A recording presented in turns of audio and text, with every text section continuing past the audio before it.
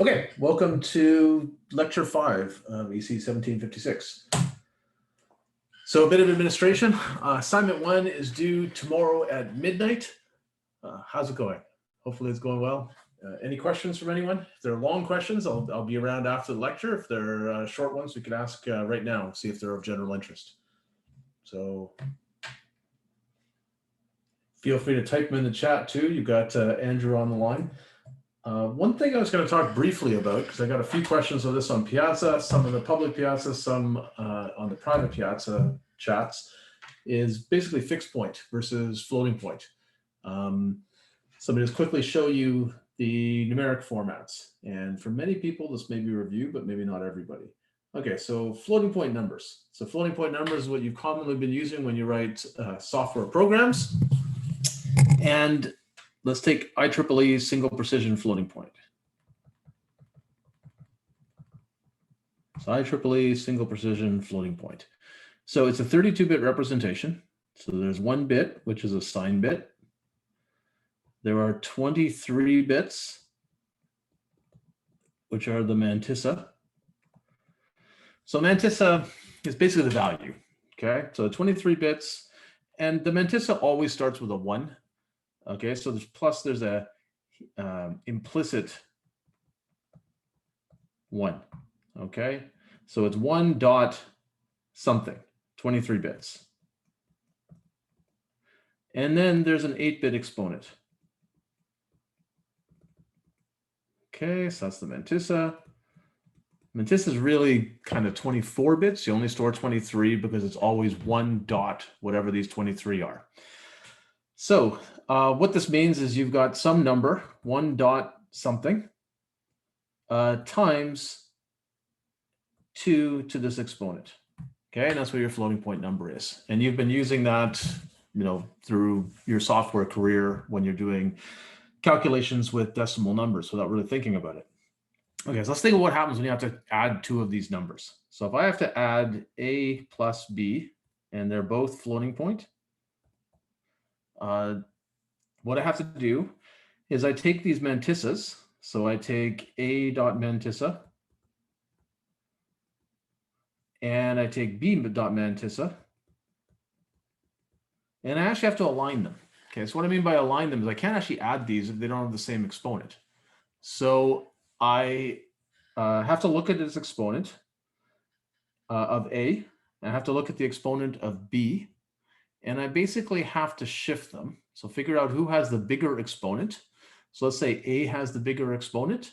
Then I have to shift this one, shift by basically A dot, make sure I get the signs of this right. I'm going to have to shift it over by B dot exponent minus A dot exponent. Okay, so if the exponents are the same, I don't have to do any shifting. If they're not the same, I have to line up the decimal points. So I actually have to shift over these numbers. So if I had my first Mantissa 1.00, I'm just going to write this in decimal, times 2 to the 12th. And the other one was 1.587 times 2 to the 10th. I can't actually add those until I've shifted to get the decimal points. Well, really this would be binary points, but I'm kind of doing this informally. Maybe I should do this in binary. I think maybe I will switch this to binary. And let's say I had this number, 1.001, 1.110, but the exponents don't match. And I'm not writing the whole Mantissa because it's a lot of trailing zeros I don't feel like writing. So I need to shift this. I need to go 1.001, and I need to add in 0.01110. Okay, so I had to do a shift right by 2. Okay, now I add these normally. I get 0, 1, 0, 0, 1, 1. I don't think I made any mistakes there, but I'm doing this on the fly, so it's quite possible that I'm going to make a mistake in one of these things. Times 2 to the 12th. Okay, so my floating point number, I would say the exponent is 12, and I would store this part of the mantissa, the leading one I don't have to store. Okay, so what does this mean? In hardware, in FPGAs, for example, let's talk about FPGA specifically, adders are pretty cheap. Okay, you're going to see as we get down into the architecture that we have lots of adders inside these logic blocks. So they're not free, but they're pretty cheap. Shifters are actually reasonably expensive. Shifters are built with networks of multiplexers, and we have to shift by different amounts depending on the exponents. So we might have to shift a lot. We might have to shift by, for this mantissa, we might shift by up to 23 bits. So that's actually a pretty big shifter. So the shifter is pretty expensive. So shifter expensive in FPGAs. It's expensive in any hardware. Okay, it's probably particularly expensive in FPGAs because we're building everything out of programmable logic. So the shifter is actually quite a bit more expensive than the adder. So more expensive than the adder. I mentioned at the end of our, or somewhere near the end of our last class, that recent FPGAs, the last 2.5 generations of Intel FPGAs and the absolute most recent Xilinx FPGAs have hard floating point units. So DSP blocks are making this less inefficient by hardening the circuitry. It's still not free though. Okay, so that adds some extra circuitry to the DSP blocks. You'll find that when the DSP blocks are used in floating point mode in those very recent FPGAs, they can't do as many multiplies because basically the circuitry is expensive. So if you don't need to do this shifting, even when it's hardened in the DSP blocks, you can be more efficient. Okay, so I guess summary of this is floating point is expensive in hardware. Okay, very expensive in older FPGAs that don't have dedicated support. In now FPGAs that have dedicated support, not as bad, but still more costly than doing everything in integers. Okay, so expensive, versus integers. Okay, so you'd really like to use integer math if you can, but sometimes you want to represent decimal numbers. So what do we do? So there's another type of numeric representation called fixed point, and fixed point at the hardware level is really just integers. Okay, so you already know how to do fixed point math. Okay, and we can do things like fixed point addition. We're really just adding binary numbers or binary integers. So it's quite efficient. What we have to do is we take an integer. Let's say we're going to take this same 24-bit mantissa that we just had. Okay, so we take this 24-bit mantissa that we had with floating point. Single precision floating point has 23 bits you store and an implicit one. Let's say we decide that 24 bits is plenty, but we're not really worried about really big and really small numbers. It turns out in our application, so in a lot of signal processing application, a lot of neural network applications, you don't need to represent numbers across that wide a dynamic range. So you don't need the ability of floating point numbers to represent extremely big and extremely small numbers by having this, this exponent. So what we do instead is we basically pick where's the decimal point. So we might pick that we want to have 2 bits that are to the left of the decimal point. So that's our whole part or integer part. And the other, so say we say 2 bits integer, or whole numbers. And let's say we're going to use 24-bit numbers again. We might say that we have 22 bits fractional. Okay, so we wind up with 24 bits total. Okay, so compared to 32-bit floating point, I mean, this is already smaller. Instead of 32 bits, whenever we need to store this in memory, we're only going to store 24. But more importantly for an FPGA is operations like addition are significantly simpler. So if we want to add A and B, 2 numbers, so these are our 2 integers, we just add them normally. Whoops, let me undo that. There we go. Okay, so we just take those 2 numbers. I'll try to make my boxes messy enough that the autocorrect doesn't try to fix them. Okay, so I've got 2 24-bit integers, and I'm just keeping track of where the decimal point is. I've said the decimal point is after the 2nd bit. If I just add these 2 numbers, if this number was 0, 1, 1, 0, bunch of other stuff that I'm not going to write. And this one was 0, 0, 1, 1, bunch of other stuff I'm not going to write. When I add these together, I get 1, 0, and 0, 1. Okay. So this is basically 1.5, and this is 0.75. This is just like the way decimal math works, but powers of 2. Okay, so that should be 2.25, and that's exactly what this is. This is in the 2's place, so that's 2. That's 0.5. That's 0.25. So this is 2.25. So it works. This was decimal 1.5. This was decimal 0.75. And this is decimal 2.25. And I just added these as regular binary numbers, right? I didn't do anything special at all.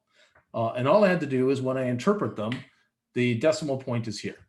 So if ModelSim is showing this to me in the waveform view and it shows me some decimal number, if I want to convert the decimal number that ModelSim shows, because ModelSim is just going to show me the whole 24-bit number, assuming it's an integer, I have to divide it by 2 to the, let's see, this would be, normally this would be 2 to the 0th point. I have to divide it by 2 to the 21, okay? So I divide this by 2 to the 21, I will get, if I interpret this as a decimal number and I divide by 2 to the 21, I will get back what I'm really representing in here. Because all I'm doing is putting a decimal point back in. And I think I should be dividing by 2 to the 21, or I always have to think carefully about should it be 2 to the 21 or 2 to the 22. Andrew, what do you think? Is it 2 to the 21 in this case? I'm putting you on the spot. I think it's 22. Think it's 22? Okay, we're going with Andrew's guess. So I'm putting 2 to the 22 in, okay? Give it enough time offline, I would work this out. And I guess the key thing to note is this is more efficient. The shifter's gone. Okay, now I have paid some price for this. I have to be careful. If I have any really big or really small numbers, floating point moves my decimal point around, I can represent them all. It's easier for me to overflow this representation. So it's a good representation if I really have tight control over the bounds of the numbers I'm using. Not such a good representation, if the dynamic range is very high. So saves hardware. Just like integer math. And it's basically you. It's the programmer or the hardware designer keeps track of the decimal point.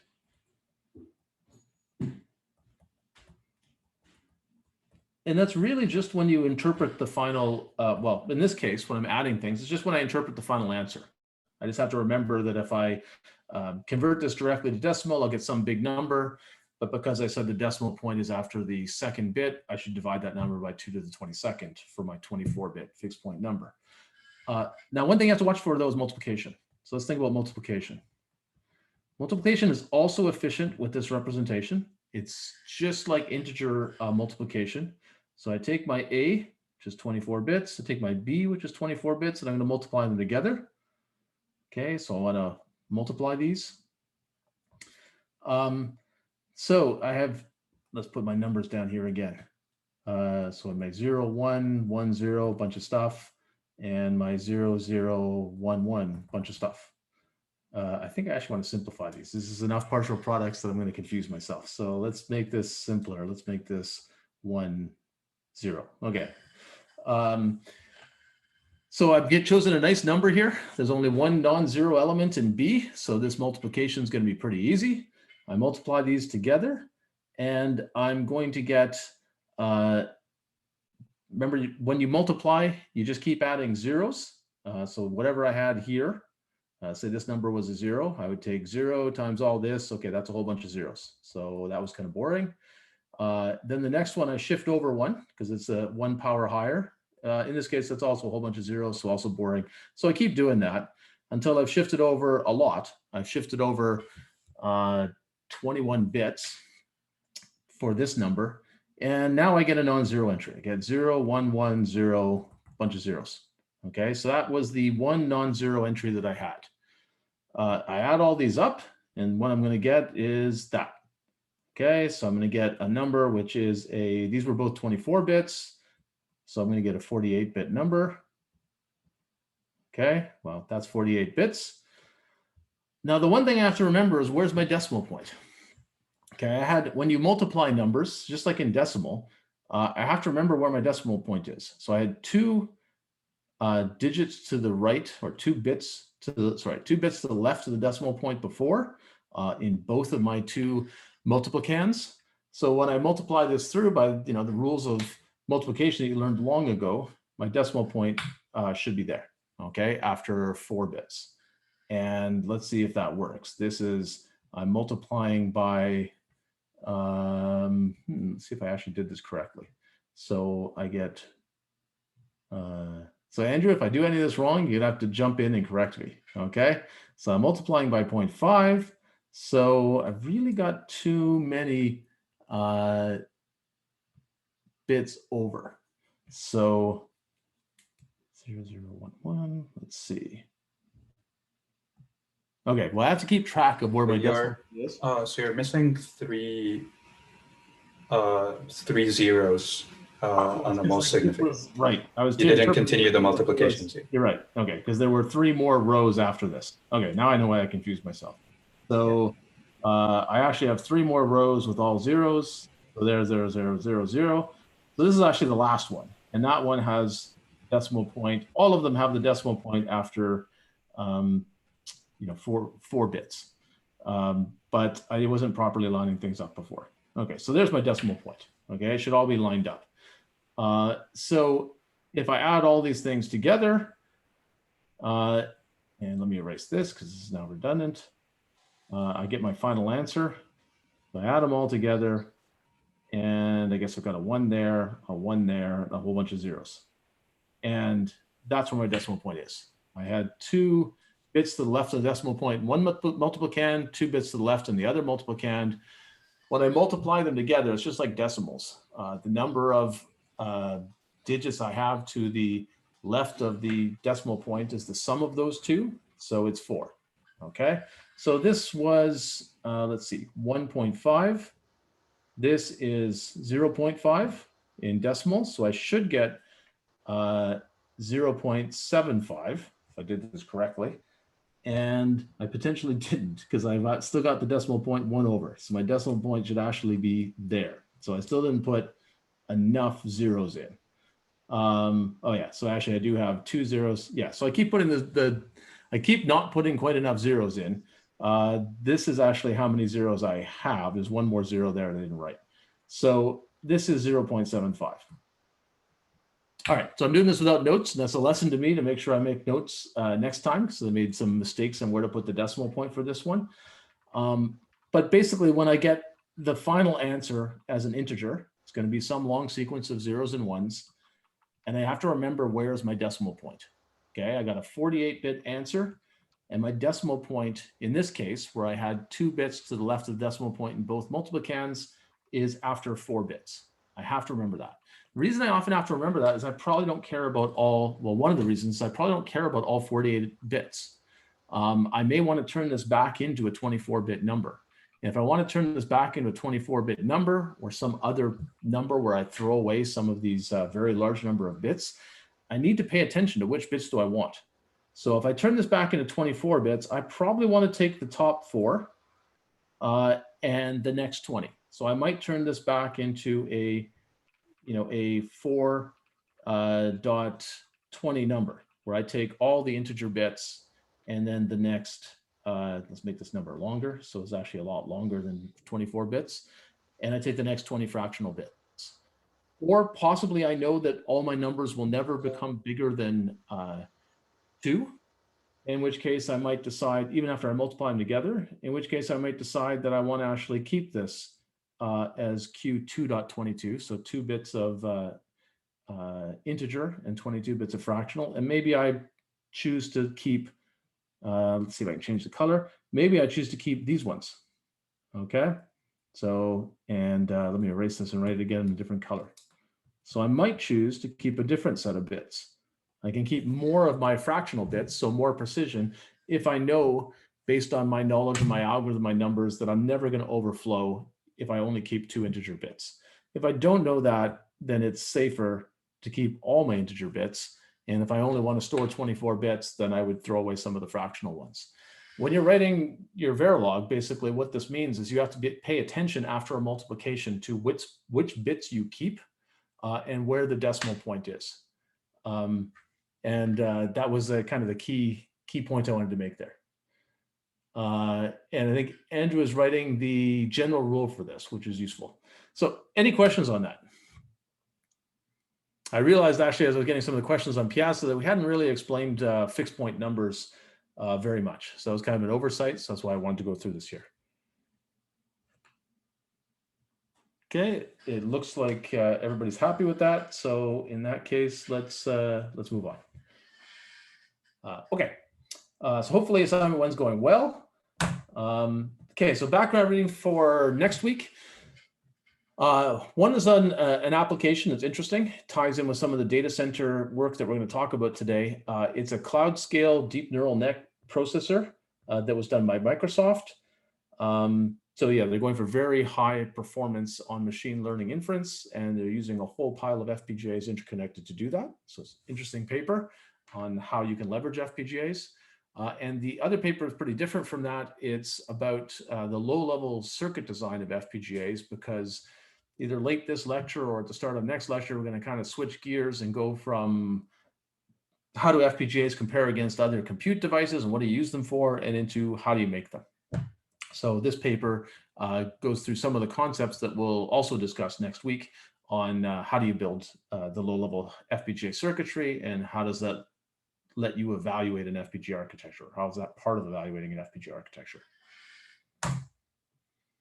Okay, so this week you had up to 3 papers to read, and we're going to talk about these in kind of 2 pieces. So the first one is how do we do benchmarking well? This is not about FPGAs, but it's comparing GPUs and CPUs. So, and many of the lessons from this paper, I think, are pretty important for anybody who wants to do good comparisons of different compute devices. So let's see. Okay, so this paper is by Intel. Okay, so a CPU vendor. I mean, Intel also makes GPUs, but most of their money obviously comes from their CPU business. And what they found is they looked at 14 different applications that have been published by others.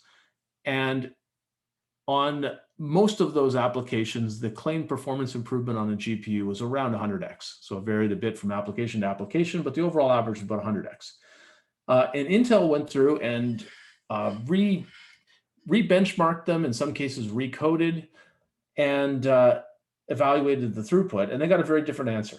So this is the speed up GPU versus CPU. So a pretty good GPU against a pretty good CPU in the similar process technology. So pretty comparable devices. And they were compared across a range of applications. So SGEM is basically matrix multiply. So important in mathematical, well, important in scientific computing, also pretty important or relevant to some neural networks. A Monte Carlo simulation, a convolution, fast Fourier transform, so pretty important in signal processing. SAXP, I think, is matrix vector multiply, so another mathematical building block. I can't remember exactly the details of all of them. So getting into searching and histograms, so some more statistical functions, and I think bilateral interpolation. So a variety of applications that have significant parallelism in them. So they all have quite a bit of parallelism, and they come from mostly mathematical modeling and physics modeling and signal processing. And there's a range of speed ups that they get for the GPU versus the CPU, but their overall geometric average is 2.5x. Okay, so pretty different than the 100x that was claimed. And one did very well on the GPU, 14.9x, but there are a couple that were actually slower on the GPU than on the CPU. So why did Intel get this result? So hopefully a bunch of people have read the paper and have thoughts on this. So anybody want to, either in the chat or verbally, just explain why do you think Intel got this different result? Is it because they make most of their money on CPUs and therefore they just made it up? Did they kind of rig the comparison? Did they find things that the original authors missed? What was the reason? I mean, one thing that I found reading this paper is I really didn't think it was a fair comparison, in the sense that, first of all, they're not the same silicon technology. They're comparing a 960, which is I have this written down. 65. Yeah, 65 nanometer technology versus a 45 nanometer technology.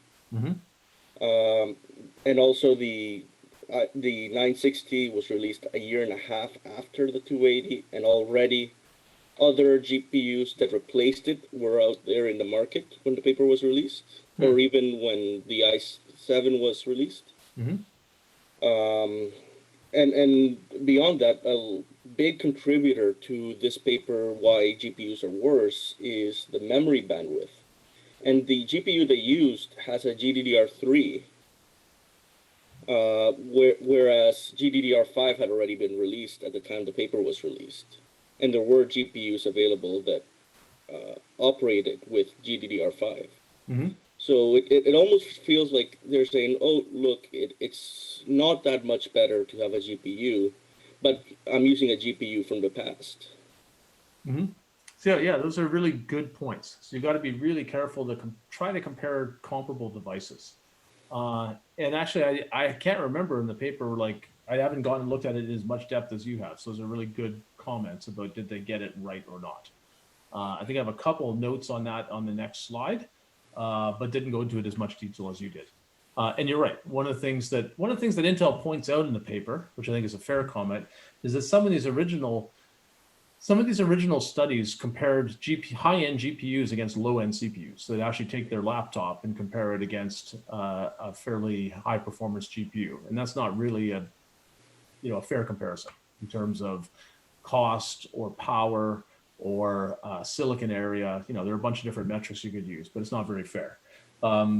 And I haven't looked in enough depth to see, did they go too far, right? Did they actually compare their CPU against a GPU that is comparable silicon technology and cost and so on? And you're saying, no, they were a generation behind. So that's definitely a fair comment. You should try to normalize for process technology. I see some comments in the chat from several people saying that codes were not properly optimized for CPUs. So 3 people have said that. Do people agree? That's something Intel said in this paper, that it was a factor in this. So how do people not properly optimize for CPUs?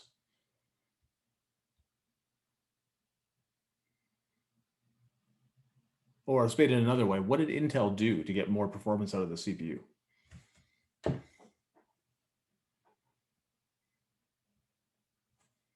Okay, so it's one. So that's one criticism of the comparable GPU. Another one is, they optimized for CPUs.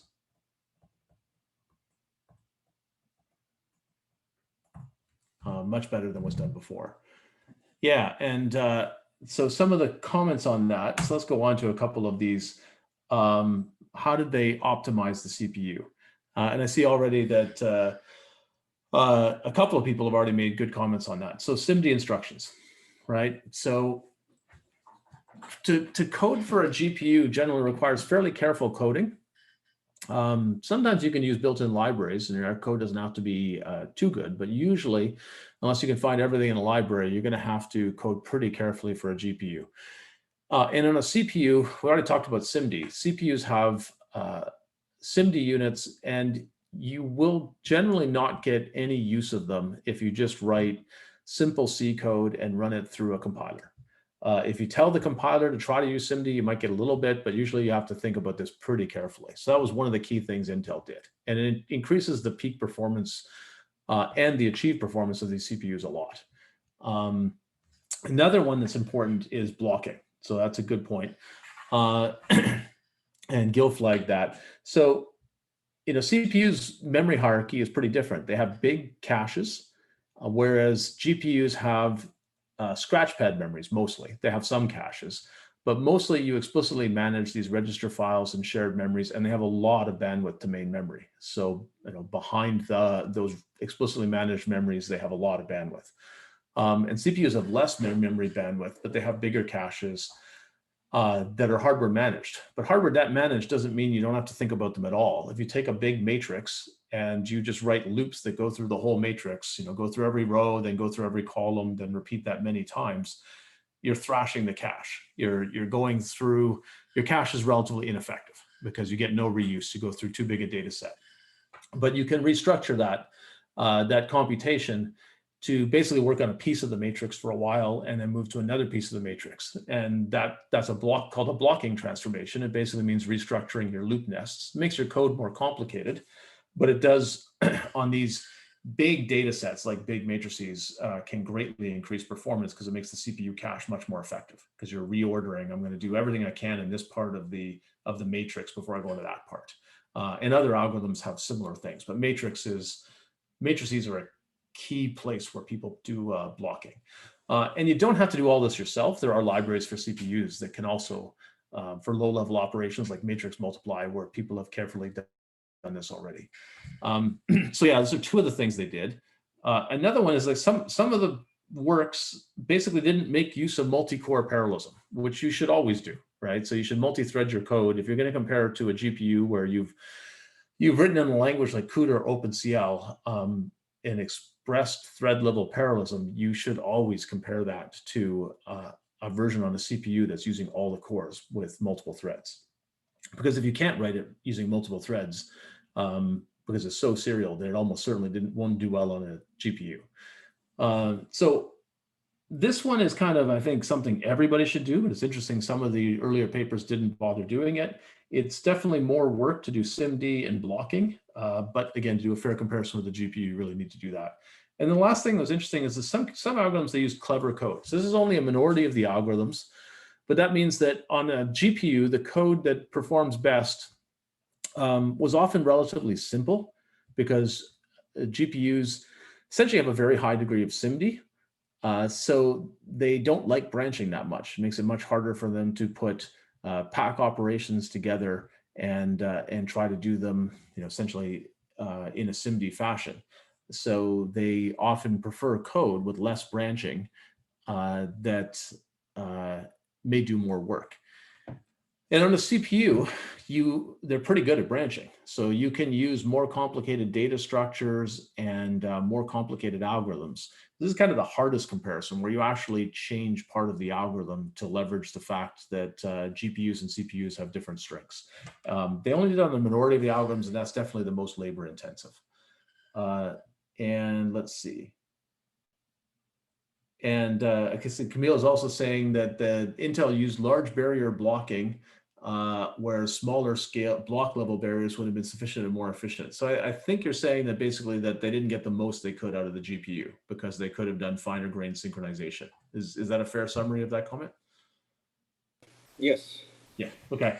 And so I think these are all good comments. Basically, a comparison like this is really easy to do wrong, and there's probably no absolute truth because there's so many platforms, so many different optimizations you could do. Here's a comparison of the hardware platforms at the top, extracted from the paper. So basically, the Core i7 has 4 cores, okay, which by today's standards, you can certainly get a CPU with more cores than that. The GTX 280 has essentially 30 of these streaming multiprocessors, the equivalent of a core. The frequency, the CPU is 3.2 gigahertz, the GPU is 1.3. That's pretty typical. CPUs run at higher frequencies than GPUs. The number of transistors is interesting. So it's not a direct metric of what process technology you're in, et cetera. But the GPU does use twice as many transistors as the CPU. So this is, in my opinion, a reasonable thing to do. You either want to try to line up process technology and die size, because that implicitly lines up the cost of the two devices. So now you're talking about efficiency rather than just someone built a huge die. Using transistor count to try to line them up, in my opinion, is also reasonable. So they make a case that they're reasonable devices to compare to each other. And certainly you can argue about this though. You could argue like, well, maybe you should use the absolute best CPU available at that time and the absolute best GPU at that time. And that would also be reasonable, or use two that were released around the same date. Memory bandwidth. So the GPU does have a significant win there, right? So it's got more than 4x the memory bandwidth. The CPU has, for a single precision floating point, the CPU can do 4-way SIMD. So as we talked about last week, this number is gradually increasing. So after this generation of CPUs, it went to 8-way, and in the absolute most recent generation of CPUs, it's gone to 16. So this is widening. But it's also widening for GPUs too. So we saw that this 8-way has gone to 32-way in a more recent GPU. And depending on how you count, you could count it as even more SIMD than that. When you use double precision numbers, GPUs usually don't worry as much about double precision. So this CPU can still do 2-way SIMD on double precision numbers. It's got 128-bit wide data paths. So when you have 64-bit floating point, it can do 2 of them. When you have 32-bit, it can do 4. The GPU could do more double precision floating point. Its data paths are also wide, but they just don't bother. They don't want to spend the die size on it. They'd have to build more actual double precision floating point units, which are relatively large. So it's not just about having wide enough registers and data paths, it's also about having the units. And they just don't want to do that. So on double precision, it actually has a lower SIMD width, just doesn't have SIMD for double precision. So when they calculate what the peak, this is kind of like the paper we read last week, where it's looking at what are the peak numbers that you could absolutely the best you could ever get out of these devices. And what they find is that for the, move this video window a bit. So for the CPU and the GPU, if you use them in scalar mode, so you're not trying to exploit SIMD, the GPU is about 4x higher in scalar floating point operations, but that's not really how you should try to use them for these high throughput calculations. So if you instead use them for SIMD flops, both of them get a large boost. And I actually forget what the difference between the 311 and 933 is for the GPU. I don't know if anybody remembers. You can jump in on like why does the GPU have 2 numbers here instead of 1? It might be accounting for fused multiply add, that the GPU can do a multiply and an add together. But I guess, sorry, go ahead. That's correct. Okay. So basically a lot of people, when you code just standard C and then you compile it, even if you multi-thread it, you will get this number, okay? If your code is floating point bound and can keep all the floating point units busy. So I guess a highlight of Intel's argument is that often people are comparing this scalar performance of a CPU to essentially the SIMD performance of the GPU, because almost nobody buys a GPU and then actually doesn't bother to write a multi-threaded application. I think that number actually is 0. Like there's just nobody who buys a GPU and then tries to write straight code for it. So everybody's trying to get this number on the GPU. They know they have to compare to the CPU. Really, they should put the effort in to get SIMD going and compare to that number, but often they don't. And some fraction of these papers didn't even bother to try to use all 4 cores, which means they would have actually gotten a quarter of this number. So that is a pretty unfair comparison. But even if you've optimized carefully, you've gotten as much as you can out of SIMD on both devices. The GPU does have 6 times the floating point operations and more than 4 times the DDR bandwidth. So those peak numbers are bigger, but not as much bigger as it would be if you didn't bother trying to use all the functional units on the Fpga, on the CPU. Let's see, what else is there to say about this?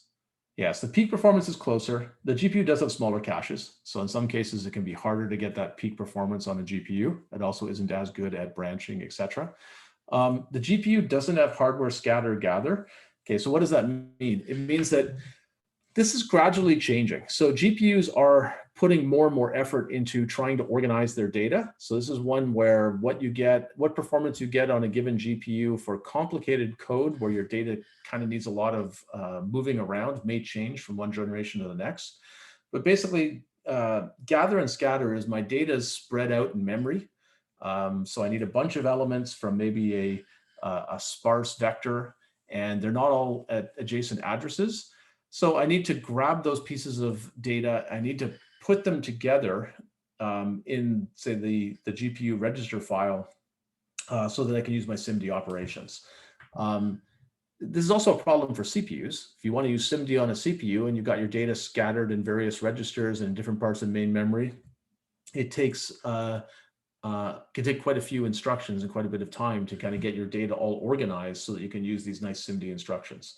But they flag that as a place where on some applications, the GPU loses significant performance versus what you would consider its peak, because it's spending a lot of its time trying to gather the data and get it all organized so it can use its SIMD units. And yeah, it has trouble with branching, clever code. And this makes sense. GPUs are built for parallelism, and CPUs still spend a lot of effort on making branches run fast. I see an interesting comment from Vic on, it makes sense to compare two that cost roughly the same, since that's what's going to matter for deployment. And yeah, that's probably the best thing you could do if you're trying to get down to the raw hardware efficiency, but it's surprisingly difficult. Okay, so equal cost. That can be hard to evaluate, because you can go check out the price of various things, but price doesn't necessarily equal cost, because you have it's distorted by the profit margins of each company and how much competition they have at that point in time and so on. Equal cost would be great, and that's where people get down to now equal price is a fair comparison. If you're actually trying to set up a data center, you probably only care about price. You don't really care about what it costs the manufacturer to make. You only care what they'll sell it to you for. So you could do equal price. From a research point of view, though, it's hard to get the real prices of these things, because some of them are heavily, there's a lot of economic arguments of how good a negotiator are you, how much competition is there, how new is the chip. So from a sort of pure silicon efficiency point of view, cost is probably better. Cost is hard to work out, but it does correlate with things like die size. So die size and process technology would be even better to compare. But what they do compare is number of transistors. So that gives a proxy for area, which is a proxy for cost. And actually another good comment from Victor is we have to keep in mind power. And yeah, power is another key one. So power nowadays energy efficiency is generally more important than raw performance, and even raw performance per dollar. So performance per dollar matters, where you're talking about how much it's going to cost you to buy these devices. Performance per watt matters. So that's a good point. In this study, it was before power became quite as big an issue, so they don't talk as much about power, but you're definitely right. Both CPUs and GPUs tend to use quite a bit of power, GPUs even more. So when you do a comparison on power efficiency, it usually reduces the GPU gains versus other technologies, because high-end GPUs usually have power budgets on the order of 300 watts. High-end CPUs, their power budgets are usually more on the order of 100 watts, and FPGAs are usually 100 watts or less too. So usually that power comparisons usually don't favor GPUs as much, and they are pretty important. Okay, so the reason the equal cost though is an interesting one. So jumping off the FPGAs, because that's part of my motivation for the studies, because you consider these same kind of gotchas when you're doing a comparison of FPGAs to other devices. It's hard to get real pricing data on FPGAs. On CPUs, it's not that hard. It's actually pretty hard to get real price data on GPUs now too. GPUs are expensive. The high-end GPUs have high die size, but the absolute biggest ones, NVIDIA is also charging extremely high profit margins. So my research group, I basically was quoted a price for a GPU with a research discount and so on of $21,000 a GPU. And I know it costs nowhere near that to make. I instead bought another GPU that is not supposed to go in a server, and had one of my grad students basically change the cooling solution, like just hack it so it would fit in a server. That GPU has about 2/3 the throughput, but costs about 1/8 as much. Okay, so or maybe 1/9 as much. So the price performance was off by a factor of about 7, and they're both NVIDIA GPUs, because NVIDIA figured out that if you're trying to buy a really high-end GPU and put it in a server, we think you have a lot of money. And actually, the FPGA vendors do the same thing. They kind of make up the price depending on how much money they think you have. So CPU vendors tend to do less of that. They do some, but they do a bit less of that because their market is so high volume. That actually makes price comparisons a little tricky. You actually also want to keep in mind silicon area to see, is the price you're being quoted just kind of a made up price because you seem to be a person who has some money? Okay. Any other thoughts on this one? So this is kind of a summary of what they found. Okay, so I guess I jumped into this a bit already. So the relevance to FPGA comparisons is you can't compare the hand-tuned FPGA implementation to your first cut serial algorithm on a CPU. That was actually for me kind of the biggest lesson on this paper, is some of the GPU implementations were being compared to CPU implementations that were just done very quickly and weren't very optimized. And that's not a very good scientific method. And this happens all the time in the FPGA literature as well. So in your own work, you want to devote significant effort if you're going to compare to a CPU or a GPU to make sure you've optimized well for it. So you're kind of getting the real comparison. You don't want to spend 2 years building something on an FPGA and then the day before you want to graduate, you bang out some quick serial code and compare to a CPU, because it's not a very fair comparison. Okay, so on their 14 benchmarks, another thing I found interesting is that 3 of them were memory bandwidth bound. So they can't use all the compute units. They're really limited by the memory bandwidth. And for those 2 of them, the CPU and GPU performance was actually close to the memory bandwidth ratio. So memory bandwidth ratio was 4.7x. And 2 of them, they're pretty close to that in terms of their performance. One of them could use the CPU's cache well, so the CPU does better than the memory bandwidth would have predicted. So one of them wasn't that well predictable from this. 5 of the benchmarks are compute bound, so memory is not a big issue. It's just how much compute you can do. And their performance was actually predictable from the appropriate computation ratio. So we go back to that prior table. If you looked at, is this single precision or double precision? What kind of operation is this? If you looked at the peak performance number from that table, you could actually predict the performance pretty well for those 5 benchmarks. And then 7 of the 14 were trickier. They had complex interactions, and you really couldn't get good numbers from the peak performance.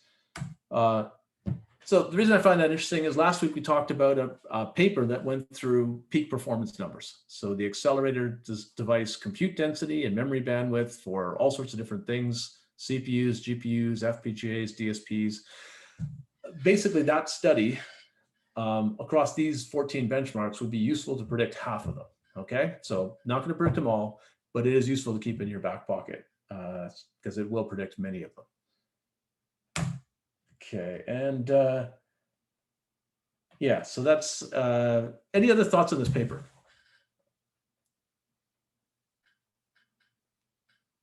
Do you think, okay, so I guess there are a few comments of, did they optimize as much for the GPU as they did for the CPU? So Intel's pointing out that a lot of the GPU studies optimized way more for the GPU than the CPU. And I think that was a fair comment. There's a question then of, well, did they turn that around? They clearly did significant optimization for the GPU. In some cases, they exceeded the results of the original publication, that was published for GPUs. So it's hard to say, I guess, did they do as much as they possibly could, but it seems they worked pretty hard on it. Do you think they put equivalent effort in though? Because another fair way to compare platforms would be kind of equal programming effort. So Intel worked pretty hard to optimize them both. Was that an equal effort? This is one of those questions that's somewhat unanswerable, right? We don't know for sure, so feel free to speculate. So which would you rather do? Maybe I'll ask this another way. If you go back to these benchmarks, so you don't know, say pick one of these benchmarks that you know pretty well, and you're asked to make a fast version of it. And so for all these ones under the 2 line, the CPU and the GPU are not too far off in performance. So you could buy a better CPU or a better GPU to kind of equalize things. Which of them would you rather code for? What do you think?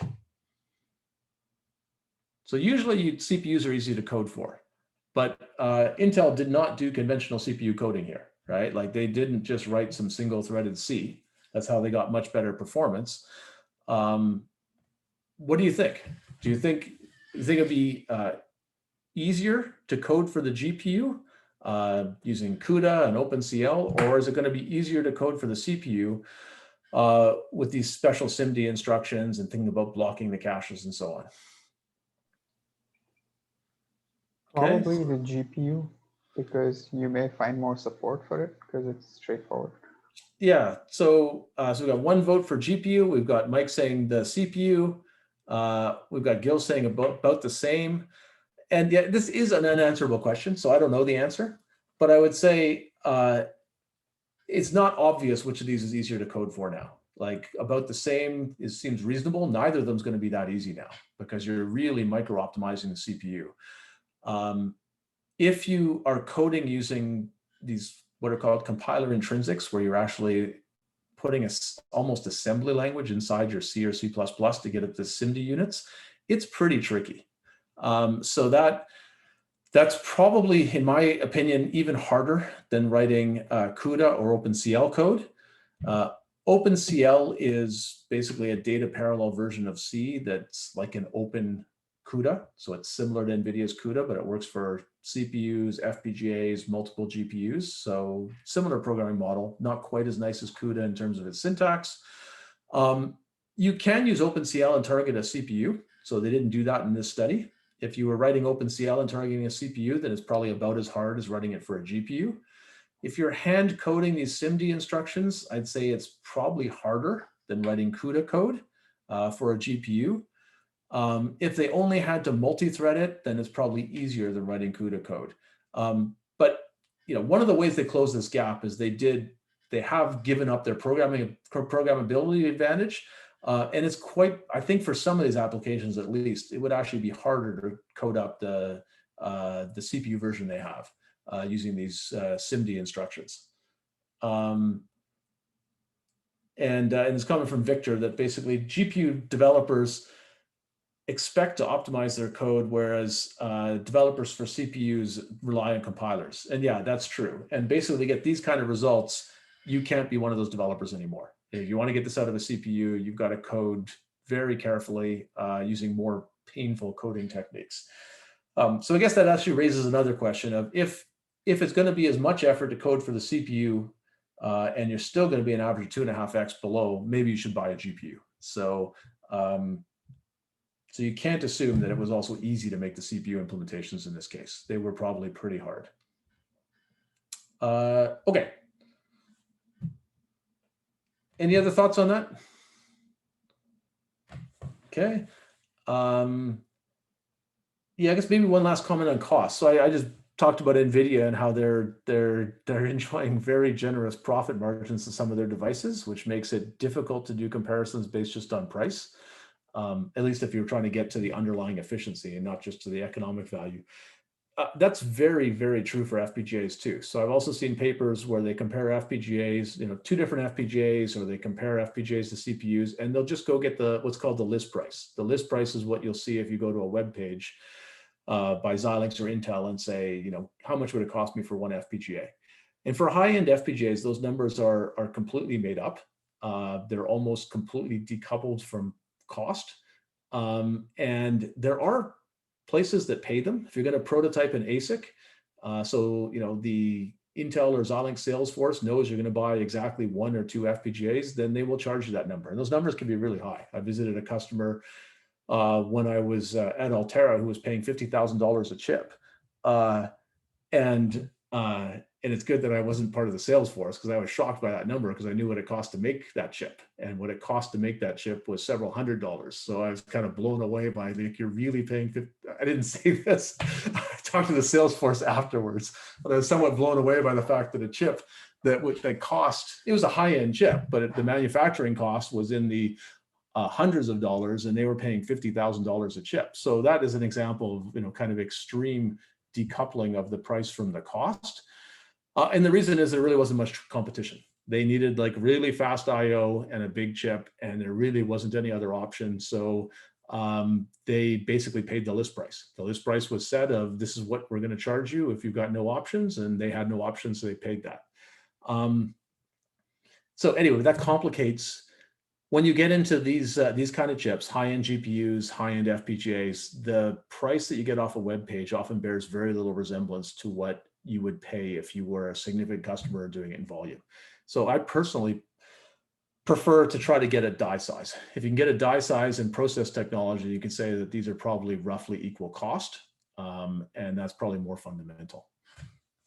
Another, I guess, example of that is the next paper we're going to move on to today is Microsoft's Catapult project, where they put an FPGAs inside their servers for their data center. And we're going to talk about Catapult 1 a bit, and then Catapult 2, 2 generations of that. There was almost a Catapult 0. Catapult 0 was going to use an earlier Altera chip, and it didn't because they priced it out and decided it didn't make any economic sense. And Microsoft hadn't bought a lot of FPGAs, so they made that decision based on looking at just what was quoted, again, on websites, and they decided this is too expensive, it doesn't make sense. And it was only a couple of years later that they realized there was like way more negotiating room in FPGAs than they were used to. You know, they thought we could probably chisel this down by 30% or so, but that's not going to be enough. And I don't know exactly how much they were able to knock off the price, but I am assuming it was factors, because basically when they actually did go and negotiate, they found, oh, we can drive this price way down. So something that we didn't think made sense actually does make sense. So anyway, so those are some of the pitfalls of using just a list price. Personally, I think it's a pitfall for the industry too. Like that was an interesting case where the FPGA industry, you know, drove away an important potential customer because they weren't giving out real pricing information unless you talked to them and tried to negotiate. And it's good that Microsoft eventually came back, but it's kind of an interesting economic side effect if you make up really high prices thinking some people will just pay them without negotiating. You may drive some people away because they never even bother talking to you. They just take the prices as real. It's kind of like going to buy a car, and instead of like, you know, you negotiate the person down from $35,000 to 31, you negotiate the person down from like $2 million to 40,000, right? And you know, you might not expect that. You might not be shopping for $2 million cars thinking maybe I can get it for 40,000 anyway. So, okay. So let me give you a couple examples of trying to. So there's a question of, can we measure the amount of optimization? I think it's pretty hard. Sometimes people. It's a good question. Sometimes to show that the people have spent the effort optimizing it, they'll actually, in a paper, talk about the amount of time that they spent on each.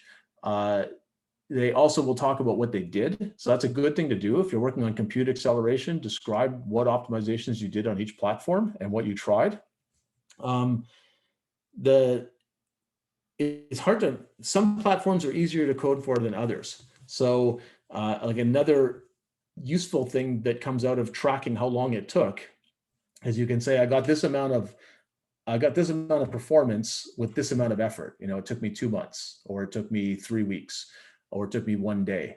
And so if the performance comes out pretty close, but one of them you were able to code in 2 days and the other took 2 months, then that's actually a pretty relevant result.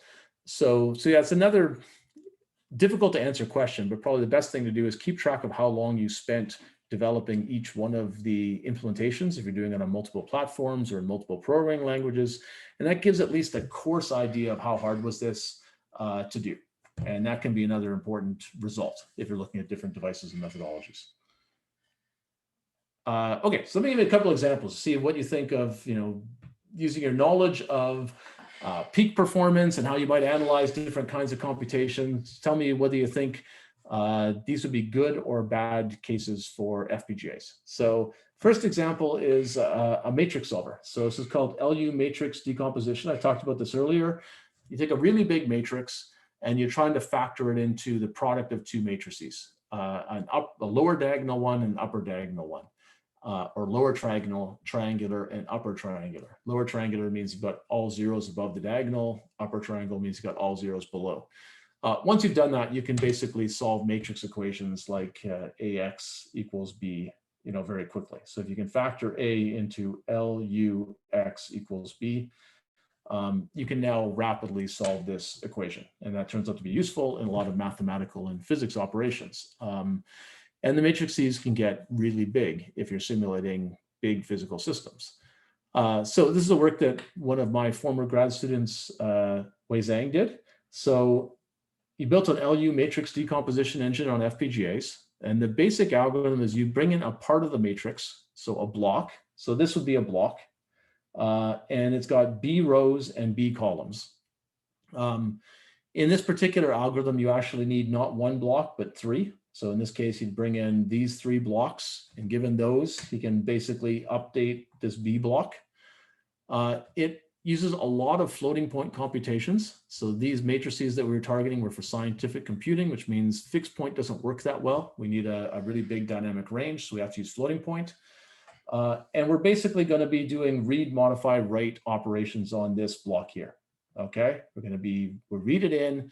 We do a whole bunch of modifications of the entries in the rows and columns of this block. So the block size is B columns by B rows. So one of the things you should check if you're going to accelerate a computation is, is it compute bound or memory bound? Because that's going to affect what you try to put it on. So it has B squared storage in a block, B rows times B columns.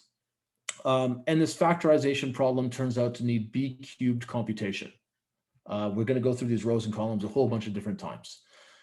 So that's good, right? This is good news because we're dominated by compute, which means trying to get more compute units could be useful. We shouldn't just go buy, whatever processor or GPU has the most memory bandwidth.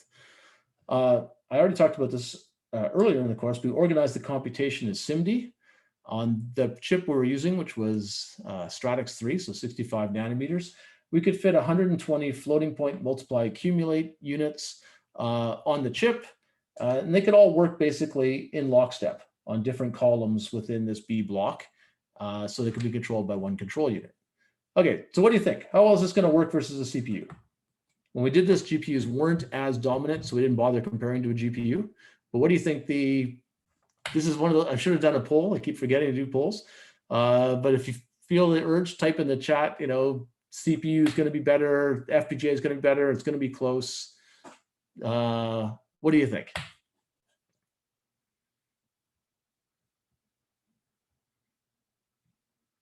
This is one where just feel free to guess. There's no reason you would perfectly know this answer. I didn't know this answer, obviously, at the start of this research project, or I wouldn't have, you don't have to do it then.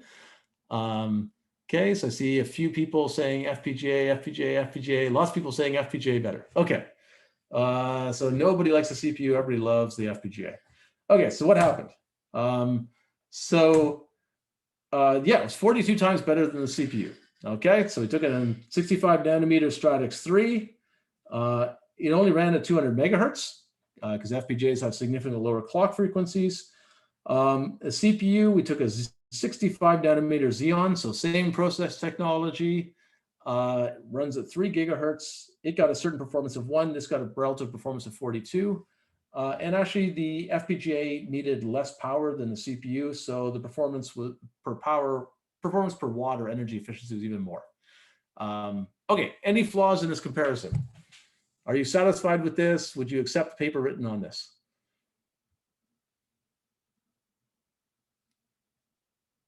Somebody's got to have an opinion. Either you go, yeah, that's awesome. Those are big numbers. We're going to publish that for sure. Or you got a concern. You're like, no, I'm going to type this in the review comments and send it back. Implementation details. Yeah. So, I mean, we wrote this up. We basically gave a bunch of details. Was the CPU working set able to fit in the cache? No. So these are big matrices, so it would not fit in the cache of the CPU. And this is basic code. Okay, it's not terrible code. It's code that comes from a classic book called Numerical Recipes in C, which is all sorts of mathematical and physics problems. And here is sample code of, well, not just sample code, but here's good code to solve them. Okay, but it's written by physicists. Physicists think about how to make the algorithm, efficient in terms of operations, right? They're not writing this thinking of the latest and greatest CPU. It's kind of like classic algorithms coded pretty well in terms of being efficient and numerically stable, but they're not thinking about how does this fit on a CPU, a high performance CPU the absolute best way. So I see multi-core CPUs. Yeah, so this is basic code, right? It's only using a single core. It's just straight up sequential C code. What about SIMD? So yeah, it won't be using SIMD unless the compiler figured out how to use SIMD. So if the compiler did it automatically, fine, but otherwise we hadn't done anything. It's a question about input size. This is the same size input. Okay, so it's the same set of problems as given to the CPU and the FPGA, so that's fair. But yeah, this basically is, and there's a question of, could you get higher clock rates on the FPGA? Possibly, but this was actually reasonably heavily optimized. I mean, FPGAs are gradually getting faster as they go down process technology. And floating point, this is an FPGA without hardened floating point. So floating point does, is harder to do on it, right? Consumes more resources, has to be deeply pipelined to get reasonable frequencies, and isn't as fast. So floating point is going to hurt the FPGA some. Is the CPU otherwise unloaded? Yeah, the CPU was unloaded. So, but people have flagged some key things here. Not using multiple cores, not using SIMD, doesn't fit in the cache, which is fundamental. So yeah, we knew this wasn't good enough, right? This was basically, okay, that's the first cut CPU code, now go off and optimize the CPU code. And there's a shortcut for that. Intel has a math kernel library, which is very, very optimized mathematical operations on CPUs. So we went off and ran that. And it was shockingly good. Okay, so we expected that it's going to use 4 cores, or it's going to use 2 cores. I think this was a 2-core Xeon in that vintage. And it's going to use 4-way SIMD. So we thought it'd probably be 8 times faster, but it was actually 38 times faster. So it was really good. Okay, so we expected it was going to get 4 times from SIMD, 2 times from multi-core, because there's only 2 cores in this generation of CPU.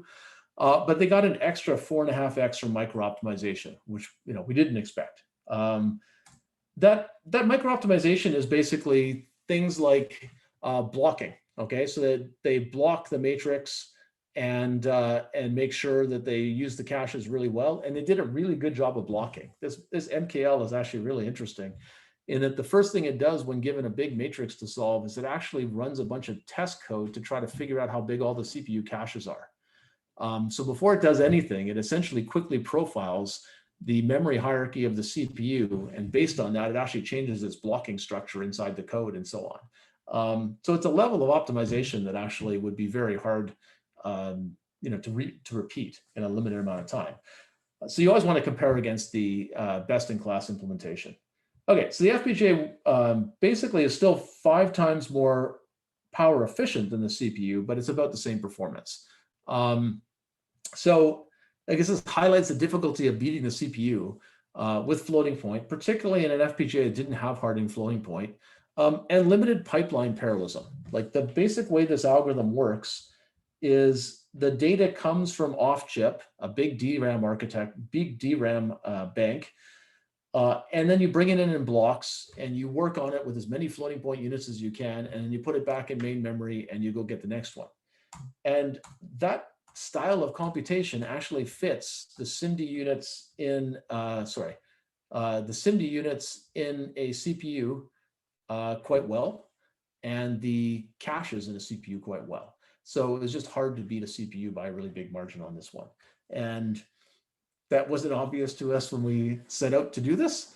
That maybe it would have been good to have thought more about that before going off and building the whole platform, although we learned some other interesting things from it. Okay, so let me give you another example. Okay, so this is another project that has gone on and is still going on in my group. It's basically to optimize chemotherapy using light, or optimize a type of chemotherapy that is light activated. So it's a collaboration with a medical researcher. So what is this? What is this problem? Basically, it's an emerging cancer therapy for basically difficult to treat tumors. So one example would be brain tumors. So this is a CAT scan, and a tumor has been highlighted along with basically key organs in the medical imaging data. So the way the whole flow works is you start with a CAT scan or an MRI of a patient, a radiologist. So actually the highest paid medical professionals in Ontario go through and delineate the organs. So they basically draw contours around, that's tumor. Contours are basically on a whole bunch of 2-dimensional slices, they draw boundaries. Okay, so they draw that's tumor, that is the spinal column, and so on. After that, and that can then be turned into a mesh. So we now have a data input that is patient specific. We know in this mesh where the tumor is, where certain various tissue types are, where some critical structures like arteries are, and so on. The oncologist, so the cancer specialist, defines, okay, here's what I need to happen to this tumor in order to kill it. And it's basically killed by the patient is given a photosensitizer, which is basically a compound that's harmless until it's activated by light of the proper wavelength. So that's given to the patient intravenously, doesn't do anything until light of a certain wavelength activates it. And when light activates it, it produces oxygen radicals and it destroys tissue, but in a very local area. The oxygen radicals, O2 is really good for you. We couldn't live without O2. Oxygen radicals are really bad for you. They're super reactive, so they actually bond to the cells, and if enough of them bond to the cells, they cause so much damage that it will actually kill itself. It actually goes into something called apoptosis, where it decides to shut down. So the goal is to shut down these cancer cells, but not many healthy cells. And the way to do that is if you can localize where the light is, you can localize where this chemical is activated and localize the tissue damage. Okay, so how do you do that? It turns out that, well, you can put light inside a person's body with fiber optic light probes. So they're basically like needles, but you need to figure out where to put them. And it's actually difficult to say where to put them because light scatters, it's absorbed, it reflects, it's complex where it's going to go and how it's going to react with this chemical. Okay, so the clinician basically says, this is what I need to happen. I need this much light in this part of the tumor, and I need to keep the light dose below this amount in these healthy tissues. So we built a simulator that would basically figure out where does the light go in some arbitrary set of tissue geometries. And we can do that. We want to do that fast. We want to do that fast so that we can actually try a lot of different ideas of where do you put these light probes to find the best, what's called a treatment plan. So the treatment plan says, do this, and we expect the following to happen. And if we find a treatment plan that is good enough, it's going to destroy ideally all, but at least the vast majority of the tumor, and it's not going to cause too much damage to healthy tissue, then the cancer specialist will approve it and the treatment goes ahead. So one of the barriers to this treatment has been the difficulty of figuring out where should I put the light probes for the best result and what is going to happen because the physics are complicated. So that's where this simulator comes in. We want to be able to quickly simulate. Okay, because these simulations can take 10 to 60 minutes. So if you have to do a whole bunch of them, it's going to take too long. So we want to accelerate it. And one of the ways we want to accelerate is with FPGAs. Okay, so let me tell you a little bit about the algorithm, and then you're going to predict whether it's a good case or not. Okay, so the algorithm to model this is called the Monte Carlo algorithm. So Monte Carlo just means random numbers. So in this case, Monte Carlo means we're going to launch simulated photons inside the mesh, and this is a mesh for a mouse. And we're going to track as those photons move through the mesh, we're going to basically be rolling random numbers to see, are you absorbed, are you scattered? And the probability of those things are a function of the tissue properties and so on. So all the statistics are correctly modeled. And we can model arbitrary shapes by bringing in the tetrahedral mesh. If you model just one photon and you just followed its path as you simulated its interactions using random numbers to say, okay, how far are you going to go before you're scattered? Once you're scattered, what direction do you go in? You just get one track. It wouldn't give you that much information. But if you do this for millions of simulated photons, you gradually build, by keeping track of where they are absorbed, you gradually build up a model that converges to the true solution of where all the photons are absorbed. And where the photons are absorbed is where this drug is activated. So that basically is giving you a map of where will tissues be destroyed. Okay, but it's compute intensive. You have to run a lot of these photon packets. So 10 million to a billion. And each of those photon packets has many interactions with the tissue. It goes a certain distance, it gets scattered, it goes a little further, it gets partially absorbed, and so on. Okay, so even with highly optimized CPU code, this, for especially the more accurate versions up here, that's 10 to 60 minutes. Okay, so let me describe the computation structure on the FPGA. The computation is very repetitive. Basically, you launch a photon, you figure out how far it's going to go before it interacts with something. You check what material am I in, and then you decide, you go to that spot where it's going to have its interaction. You check, am I going to have some energy absorbed? Am I going to be scattered? And you go around and around. And you keep doing that until the photon has almost no energy left. And then you say, I'm done with that photon, and you launch another one. Okay. I've glossed over a few things, but that's the basic idea. So you go round and round this computation. So one of the things you can do is you can deeply pipeline this. This key loop that I've just drawn can be pipelined, and in the implementation I'm going to talk about, it takes 52 cycles to go through that loop. You can keep the state right by the compute units. There's not that much state to model where is my photon, how much energy does it have. So that state's pretty small, and that state can just move around to these different compute units.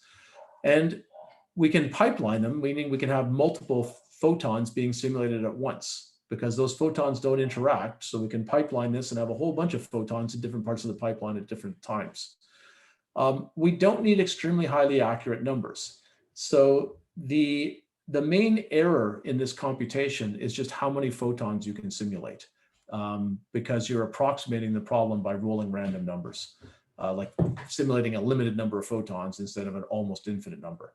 So using lower precision numbers doesn't add much more imprecision. So it turns out that after some studies of this, we could use 18-bit precision. So that means that all of our mathematical operations can be smaller in an FPGA than they would be if we did a 32-bit floating point. And there's some more complicated operators in this. So we need good random number generation, and good random number generation takes quite a few instructions on a CPU. We need square root, we need trigonometric functions. We even need some complicated scattering functions that are, more complicated still. And I already mentioned this, lots of parallelism. All the photon packets, we're going to simulate 10 million to 100 million to a billion of these photons. And they're all independent. Every photon follows its own random path. They don't interact at all. So what do you think? Is this going to work well on an FPGA, or is this going to be another example where we can't beat the CPU by much? What do you, any thoughts? You can even apply some psychology to your guessing. So this is like the lecture of negative results. I'm just going to show negative result after negative result. So no one wants to guess. I think I scared off all the people who said the FPGA was going to win on the prior slide.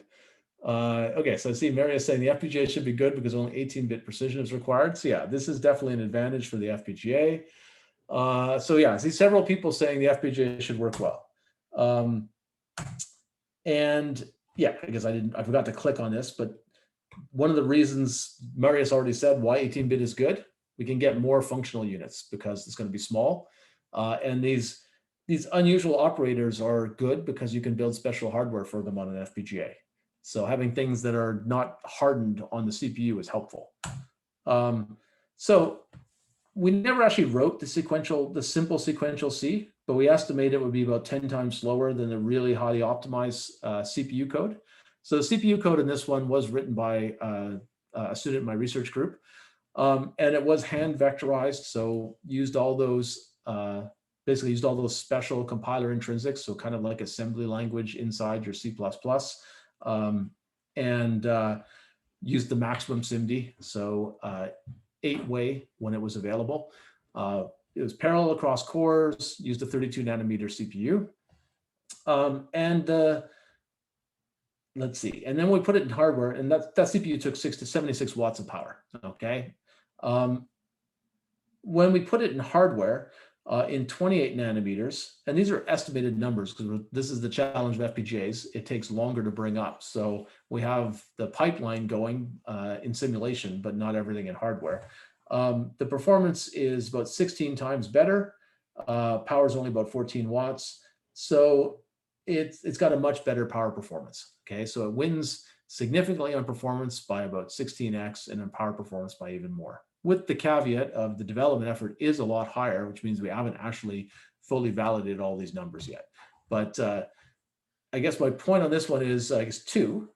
We see lots of comparisons on this problem where people use this number. They're still comparing to simple codes. You shouldn't do that. In this case, we wrote the complicated code first, which is probably a good way to do it so you know what your baseline is. And this is actually the fastest code that exists. So we compared it to all the existing implementations and it's better. And in this algorithm, it's probably a better fit to FPGAs because of the low precision, the custom operators, and the fact that we don't need to be going back to main memory all the time. We can keep the state right by the compute units.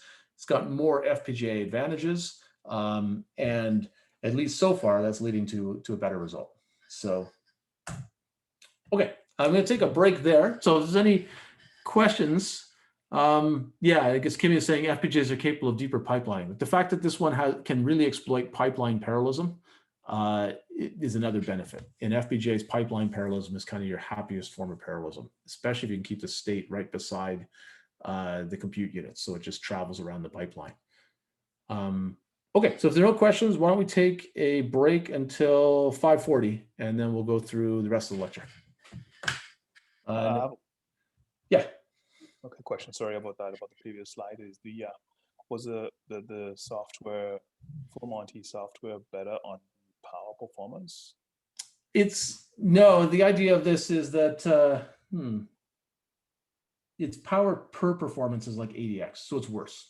Okay, so its power is higher than the FPGA and its performance is lower. So if you take power and divide by throughput, you essentially, or vice versa, I have to think about this one again, you essentially get energy efficiency. So if you take throughput and you divide by power, you basically get energy efficiency, computations per joule. And no, the 80x is intended to be bad, right? So the FPGA is more power efficient. Okay, thanks. This will probably get a bit washed out in the fact that this is like kind of the core computation. Once you add in the access to memory and so on, I think this 80x is still a number guaranteed not to be exceeded, because it will get washed out a bit when we actually have to hook up the FPGA to DDR and so on as well. But it's a promising number to start from. So.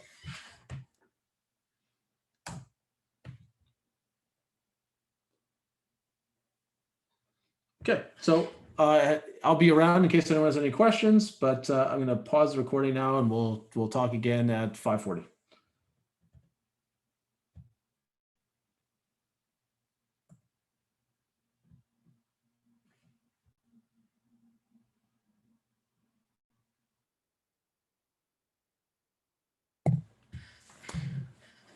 Okay, so I see an interesting question on how does toggle rate and circuit design, how do these interact? That's a good question. I guess without giving everything away, what is the best thing to say here? I guess if you want to minimize the power of a design, you can minimize the amount of circuitry, right? So that basically minimizes your capacitance, because dynamic power, which is the part you really have control over. When you buy an FPGA, you just bought a certain amount of static power. You can't really do much about that. But the dynamic power is 1/2 CV squared F times alpha. Alpha is the activity factor. So, what percentage of the time or fraction of the time does a signal change on average? And then that's like fraction of clock cycles. So if you have a design where most of the signals don't change from one clock to the next, then your alpha is low. So you wind up with, even though you might use more resources or the same resources, so your capacitance is not lower, your alpha might be lower and you might gain. You also have to watch for design styles where alpha can get really big. And multipliers, if you look at how a multiplier is built, a multiplier is basically a whole bunch of AND gates and adders.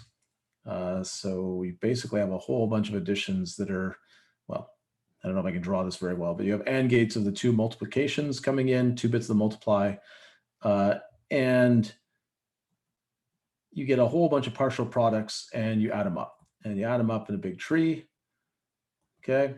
And if you look at an adder, adders are built, use a lot of XOR gates, right? If you look at your sum and your carry logic, you'll find a lot of XOR gates. Basically, that means that multipliers can toggle a lot. If you change one of the inputs to a multiplier, generally all the outputs are going to change. If you change both inputs to the multiplier, or maybe half the outputs will change. So because on average, you kind of get random output changes. If they change at different points in time, you can actually get more changes than that. So if I have a sequence of operations, so maybe I've got a multiply feeding another multiply, feeding another multiply. Basically, and I've got various inputs coming into that, A1, A2, A3, and so on. What can happen is I tend to get high toggling coming out of this first multiplier. Because if I changed A1 and A2, then say half the signals coming out of that multiplier will change. Depending on how the multiplier is designed, they can even change multiple times because you can have unbalanced path delays inside the multiply. So things might change multiple times before they settle down. So that means I might have a high toggling signal coming out of here going into another multiply. Well, that multiplier, any change on its inputs tends to produce a change on its outputs. So it tends to produce a very high toggling output, including it can actually toggle more than once per cycle, so which is called glitching. So that's one of the things you want to be careful of in some of these design styles. Can you get a sequence of transitions? Some of them, some signals going up and down multiple times per clock cycle. And if that can propagate to downstream logic, then it can make that logic toggle, which is increasing your overall activity. And if that's happening on sort of multiple inputs coming into these blocks, you can get just a very large amount of toggling coming out of some of the logic that's kind of downstream here, where you can actually get signals toggling even more than once per clock cycle. So usually you want to keep alpha, you hope alpha is reasonably low. And if things only toggle once per clock cycle, then even random changes between states mean that alpha would only be 0.5 or less. Okay, so random would be 0.5, half the bits change from 1 to 0 in a cycle, or 0 to 1, and the other half stay the same. And in things like finite state machines and so on, tends to be less than that. If you get these spurious transitions, what's called glitching, you can actually have alpha, go above 0.5. It can actually even go above 1. So you can start getting a lot of toggling. So think about these different circuit styles, and it's a difficult question, but basically when you look at the toggle rates that come out, why do you think these toggle rates are different? Because it can have an impact on your power efficiency. Some styles of design tend to produce lower toggling than other styles. So your power is a function of how much stuff you use and your frequency, but also your toggling. Sorry, I have a question. Yeah. On that, so if we add a register between the multipliers, then does it gonna prevent like striking of toggling rates? Like, I mean, it seems like yeah. You cannot get. Let's take an XOR gate because it's a simpler example. Okay, Right. so glitches, which are extra transitions that basically just waste power. So let's say I have, sorry, making a mess of this figure. Let's say I have two signals. Let's say I have three signals. So I have several signals going into this XOR gate. Okay, so I got A, B, and C all going into this XOR gate, and I got an output coming out. And if A, B, and C all toggle once per cycle, an XOR gate actually toggles whenever any of its inputs toggle. Okay, so it's actually a very bad gate from a toggle rate perspective. Any input transition results in an output transition. If A, B, and C all toggled once in a certain cycle, because they all came from 3 different registers and they all changed, out actually changes 3 times. Okay, so its toggle rate is actually now more than 100%. If these guys had 100%, its would be 300%. Oh. Does that make sense? If That they makes were a more realistic 50%, this is still 150%. Okay, now if that, in some structures, you can get things like that XOR gate goes to another XOR gate. Okay, and if you look at how arithmetic is built, it tends to look like a lot of XOR gates combined. It's not all XOR gates, but there are quite a few structures that use XOR gates. If this signal goes to another XOR gate, and let's say this is a big tree of XOR gates. So the same thing's happening on all these other inputs. Each of these has, 3 times the register toggle rate. This one now goes to 9 times. Okay. Oh, okay. So that's called glitching. Glitching is just useless toggling where things are changing multiple times. Like to be 9 times toggle 9 times in a cycle, this thing just goes up and down like crazy. And then eventually it settles down before the clock edge. Okay. If it didn't settle down by the clock edge, your circuit's broken. So it does. But basically it went up and down all over the place before the clock edge.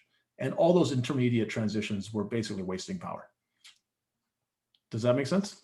That makes sense. Then do we always want to avoid a bunch of branching or? Well, so it's difficult to control your toggle. You have some principles you can follow to try to keep your toggle rates down, but you still need to make your circuit do the right thing, right? So that's right. Yeah, you that's have the some first thing. limitations. Like, I mean, I could say, well, don't use XOR gates, but it turns out that if I want to pre-compute sums, the logic function I need is actually an XOR. If I want to do arithmetic in any conventional number system, I'm going to need some XOR gates, right? So I can't just say don't use XOR gates. Although if you have a choice, I could try to avoid them, but often don't have a choice. I guess these different circuit styles, they structure your computation differently, and you should find that they have somewhat different toggle rates. And then you can kind of think about why is that? Is there some general lesson you can, like, does that mean something in terms of power efficiency in general? Does that make sense? That makes sense. Thank you so much. But yeah, so glitching is something you can try to avoid.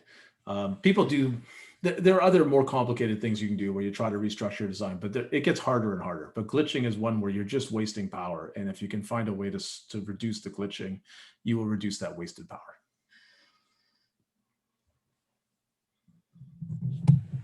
Okay, so that was a good question.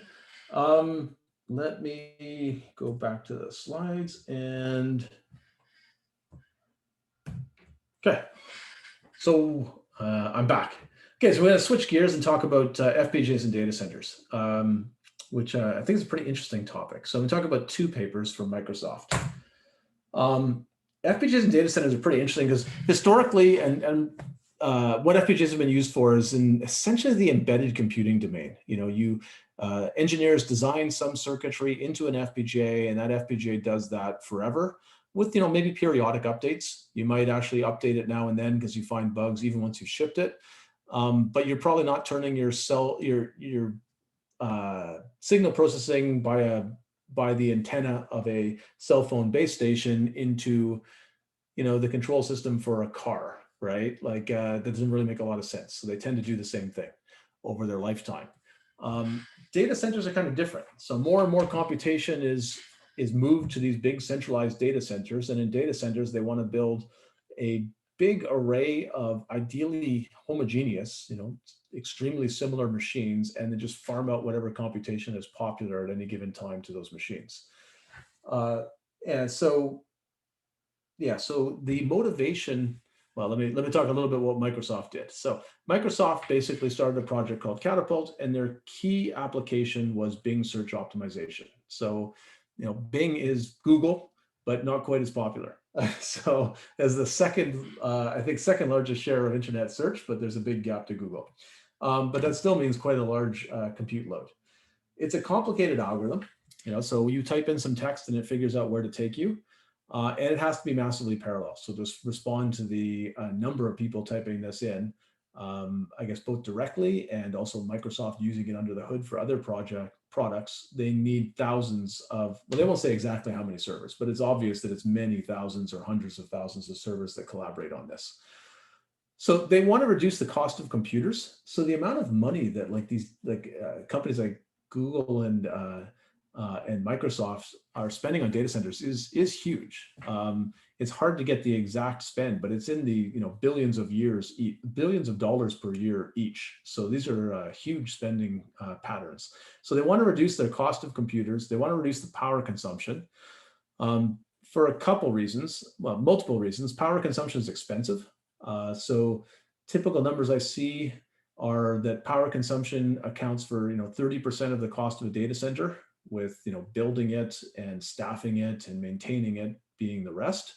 I've seen some numbers saying that actually is rising, that it's moving beyond 30% and getting closer to 50. So power consumption is a really big deal. Now, Microsoft wants to do this without increasing search latency. So a key metric of Bing is that you get an answer back quickly, and not just on average it is quickly, but their tail latency, meaning the worst searches come back fast as well, because otherwise they alienate their users. So they need a very scalable and reliable system, which they call data center class. Okay, so why FPGAs now? So for a very long time, anything that was changing rapidly, any algorithm that rapidly changed, given that CPUs had the best development cycle, the developing software is the easiest kind of development. It was usually better to just wait for the next generation CPU than try to move an algorithm that was changing pretty rapidly to any kind of specialized accelerator, CPU, GPU, ASIC, anything. This is starting to change now because Moore's law is slowing down. The time between process generations is increasing. And because of power limits, you basically don't get scaling of uniprocessor performance anymore.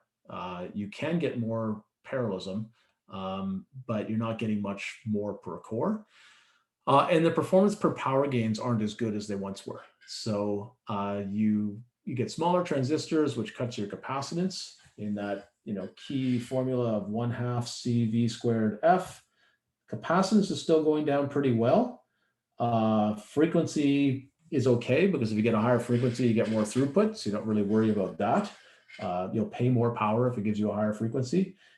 You used to get a pretty significant drop in operating voltage as you went to the next generation process, which gave you a large reduction in power per operation. And that meant you could pack more operations in the chip because you have more transistors and you were getting good performance per power gains.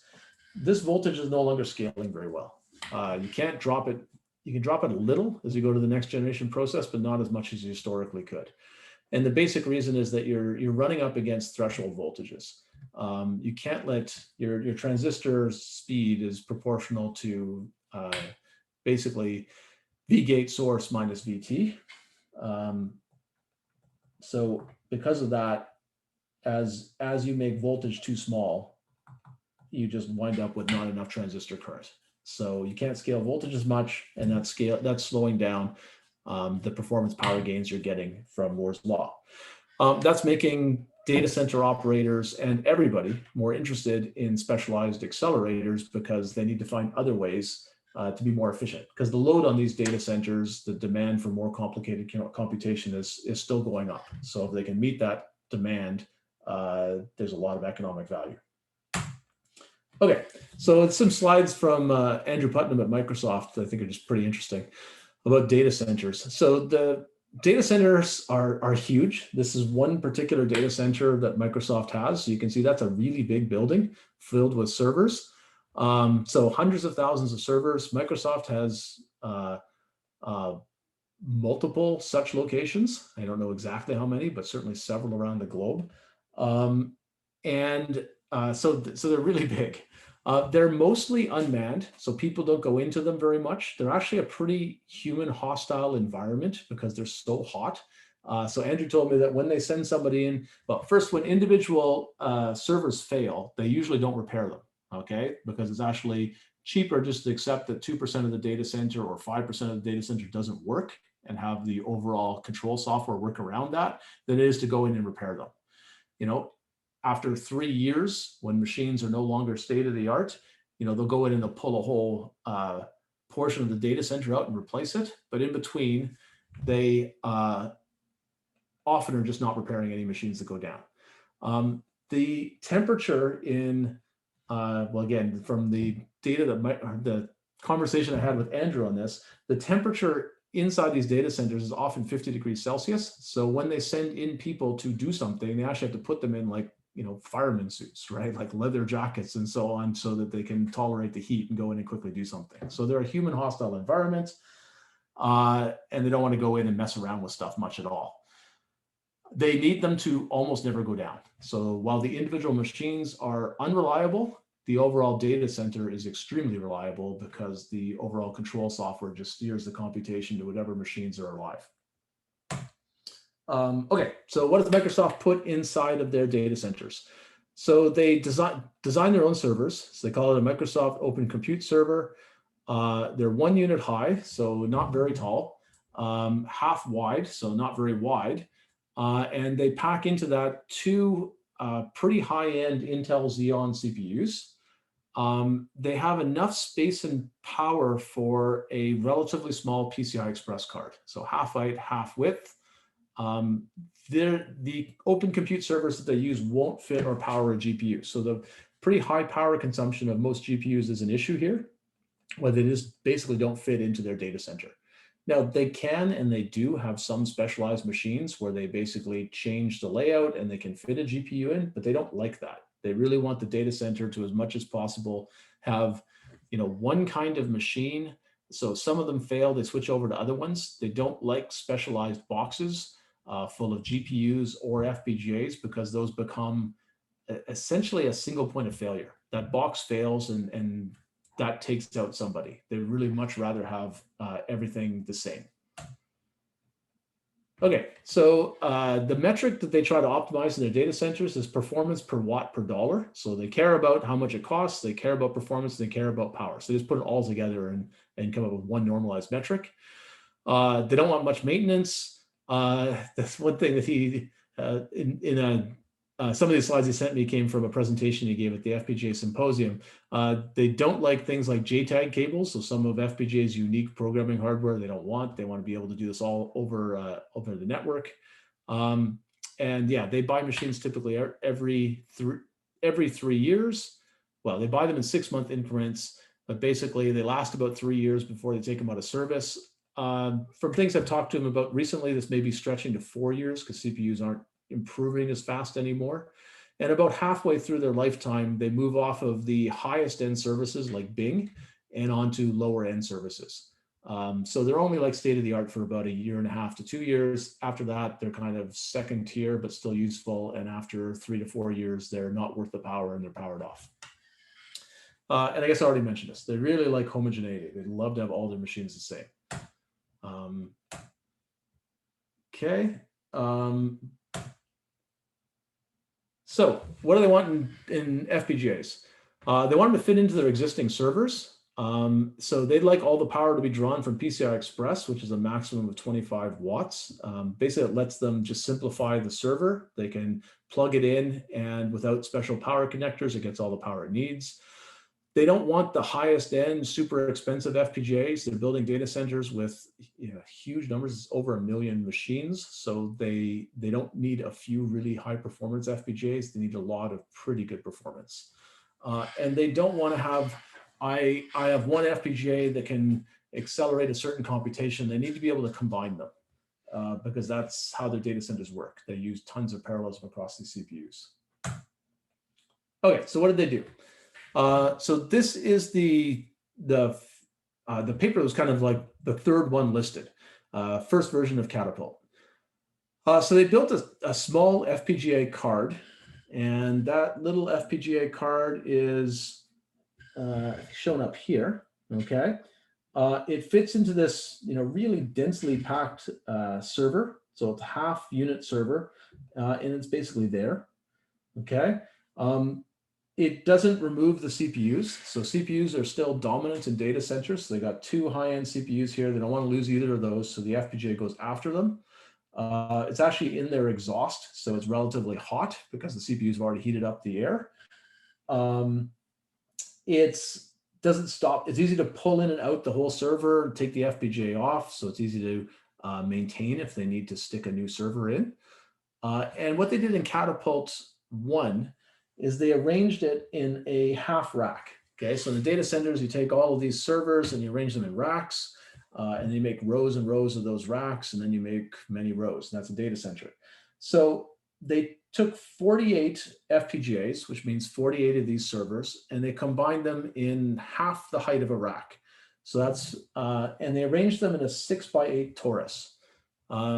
So everybody know what a torus interconnect topology means? Anybody not know what a torus interconnect topology means? So who's brave enough to say? So just pause to see top of the rack. Okay, so I see some don't knows. Okay, so it doesn't mean, okay, so I'm glad I asked. Okay, so a torus is is like a mesh. Okay, so this is a, let's see, I'm going to see where I should draw on here. Okay, so their topology, a torus is like a mesh. So it's like 6 by 8. So they've got 6 nodes across and 8 nodes high. I'm not going to draw all of them, but you get the idea. And they're connected to their neighbors by network links. Okay, so that's like a mesh. Everybody connects to, well, the people in the middle connect to 4 neighbors. In a torus, what you do is the people on the edges wrap around. Okay, so it's like a mesh with extra links, which makes everybody the same. Everybody has 4 neighbors, whereas in a mesh, the people at the edges would have fewer than 4 neighbors.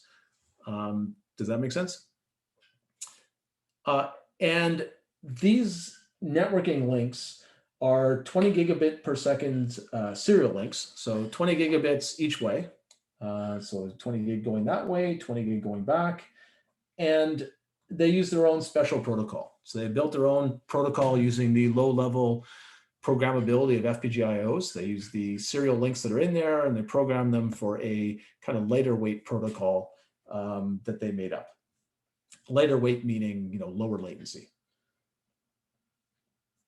Okay, so stop me at any point if any of this is not clear.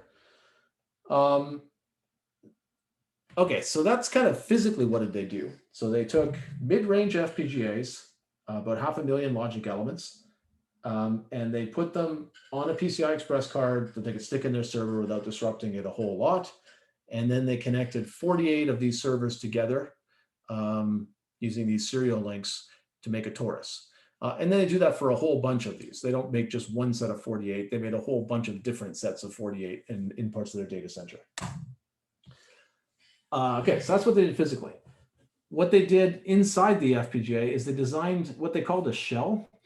And the shell is basically all this stuff around the outside. So around the outside of this FPGA is what they call the shell. And what that is basically everything they need to talk to the I/O interfaces. So they want to talk to a couple of channels of DDR. They want to check, they want to talk to the host CPU using PCI Express, so they can talk to the CPU that, well, there are 2 CPUs, but they can talk to one of the CPUs that's in the same server as them. They can talk to the 4 neighboring FPGAs. So they're in a torus, everybody's got 4 neighbors. So they've got north, south, east, and west links.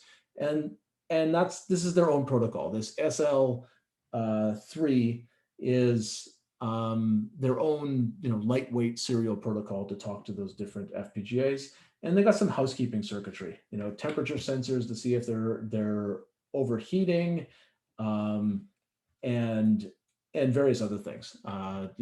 Accept commands from the data center management software to say reconfigure yourself and so on. So that shell is designed once, and they lock it down. Okay, so they floor plan the device, meaning they basically draw a big box in the middle of the chip, and they say nothing can go in there. They design all these I/O interfaces, this housekeeping circuitry, their proprietary protocol to talk to other FPGAs. They compile it until it meets all their timing constraints and is fast enough for them, and then they lock it down. So in Quartus, they set it to post, place, and route, which means it's done. Not only am I not going to change the logic, I'm not actually going to allow you to change any of the wiring. I'm not going to allow you to change where anything is. That means its timing won't change. It's basically guaranteed to work and not cause you any problems. And that also can save some place and route time. Oftentimes, the timing constraints around these I/O interfaces are relatively challenging. You need to talk to these memory chips, and you want to talk to them quickly. So by doing this, the team that makes the FPGA hardware also makes the shell. Anybody who wants to accelerate some application like Bing doesn't have to worry about the I/O. It's done. They've got a simpler protocol to talk to, and that shell's locked down. Does that make sense? So this is something that, I don't know if Microsoft entirely invented it, but they came up with certainly this name, and this has become dominant in this style of design in data centers. That you split things into the shell, and you can do that once, lock it down, and then everybody wants to accelerate some application. They work in what they call the role. Okay, so Microsoft calls that the role. it's again a region that's floor planned in the FPGA. It's most of the FPGA. So in this particular design, Catapult 1 took 23% of the FPGA for the shell. The rest is available for the roll, which is the actual acceleration logic.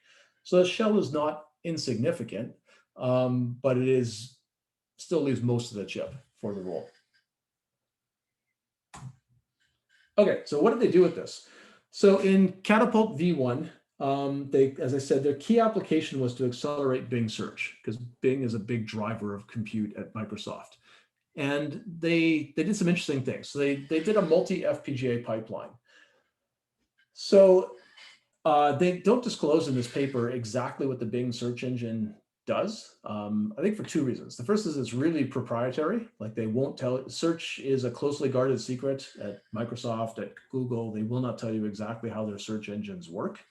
They'll tell you some of the basics. The other one is actually changes really fast.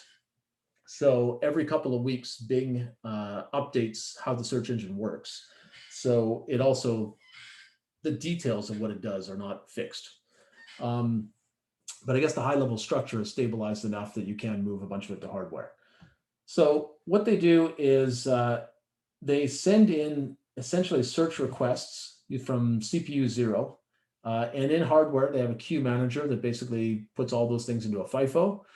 They have, and that FPGA starts extracting things that they call features and free-form expressions. And they don't say exactly what they are, but they're kind of things like how many times does this word occur in a certain web page, how close are these two words in that web page, etc. So they extract all sorts of low-level features that are basically statistics. A person typed a certain search, like University of Toronto Convocation Hall, and some of the features are how often does each of those words occur in various web pages, and a huge number of web pages. So you're talking many millions of web pages. They'll get scores based on these, or they'll get the number of such features, and how close are the words, and so on. So those are kind of a variety of low-level features, and basically this first FPGA extracts some features. It passes it on to the next FPGA using these serial links. It extracts more features. And then the next FPGA, more features still. So we're getting some pipeline parallelism here.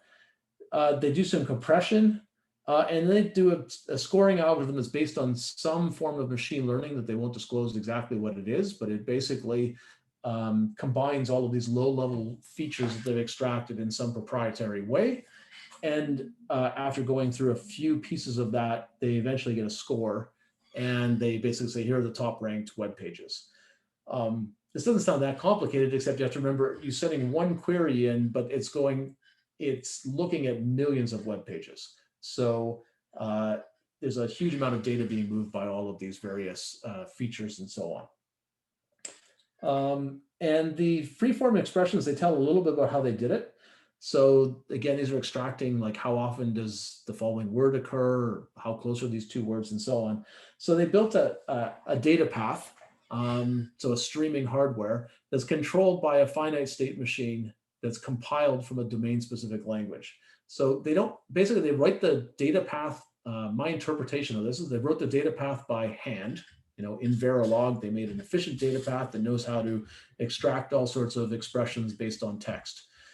But then, because the Bing search engine team is constantly coming up with different freeform expressions, they don't want to be redesigning their Verilog at that rate. So all they do is they change the control logic. So there's a finite state machine, and that finite state machine is automatically generated from a domain-specific language that they created. So now they can look at what the Bing people are doing, and they can basically say, we need to add the following extra freeform expressions. So they write that in some special language. Their compiler updates their finite state machine, and it controls their data path somewhat differently, and it happens pretty quickly. Because one of the impressive things about what they did is they're actually able to keep up with the rate of change in Bing, which means they're pretty clever about where they put automation into their hardware design. Okay, so what are their overall results? They got a 95% improvement in throughput at the same latency. This is kind of the key metric they wanted to measure.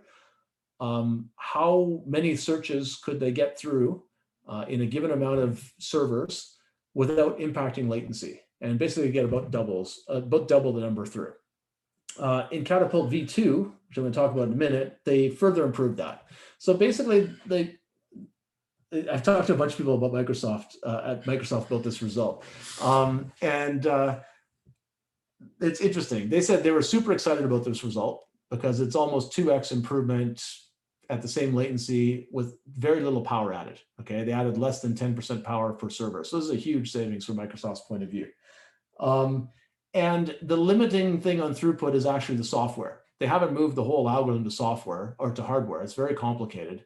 So the parts they moved to hardware tended to get much faster, but the overall system sped up by about 2x. And they said they would get comments back from reviewers when they went to publish this saying, 2x, you should be shooting for 100 and so on. So they said it was interesting that the Bing people were super excited about 2x because they never get gains that big, but academics wanted to see 100. So it's good it got published because it was a great paper. And as I said, the software is still the limit. So it's hard to get an entire algorithm this complicated into hardware, but as they keep moving more of it to hardware, their throughput keeps increasing. So based on this, Microsoft deployed Catapult across the Bing part of the cloud. So their initial proof of concept, actually, I have to go look at the exact numbers of the paper, but I believe their initial proof of concept was 2,048 FPGAs, in 2,048 servers. And so it's interesting just the scale of this.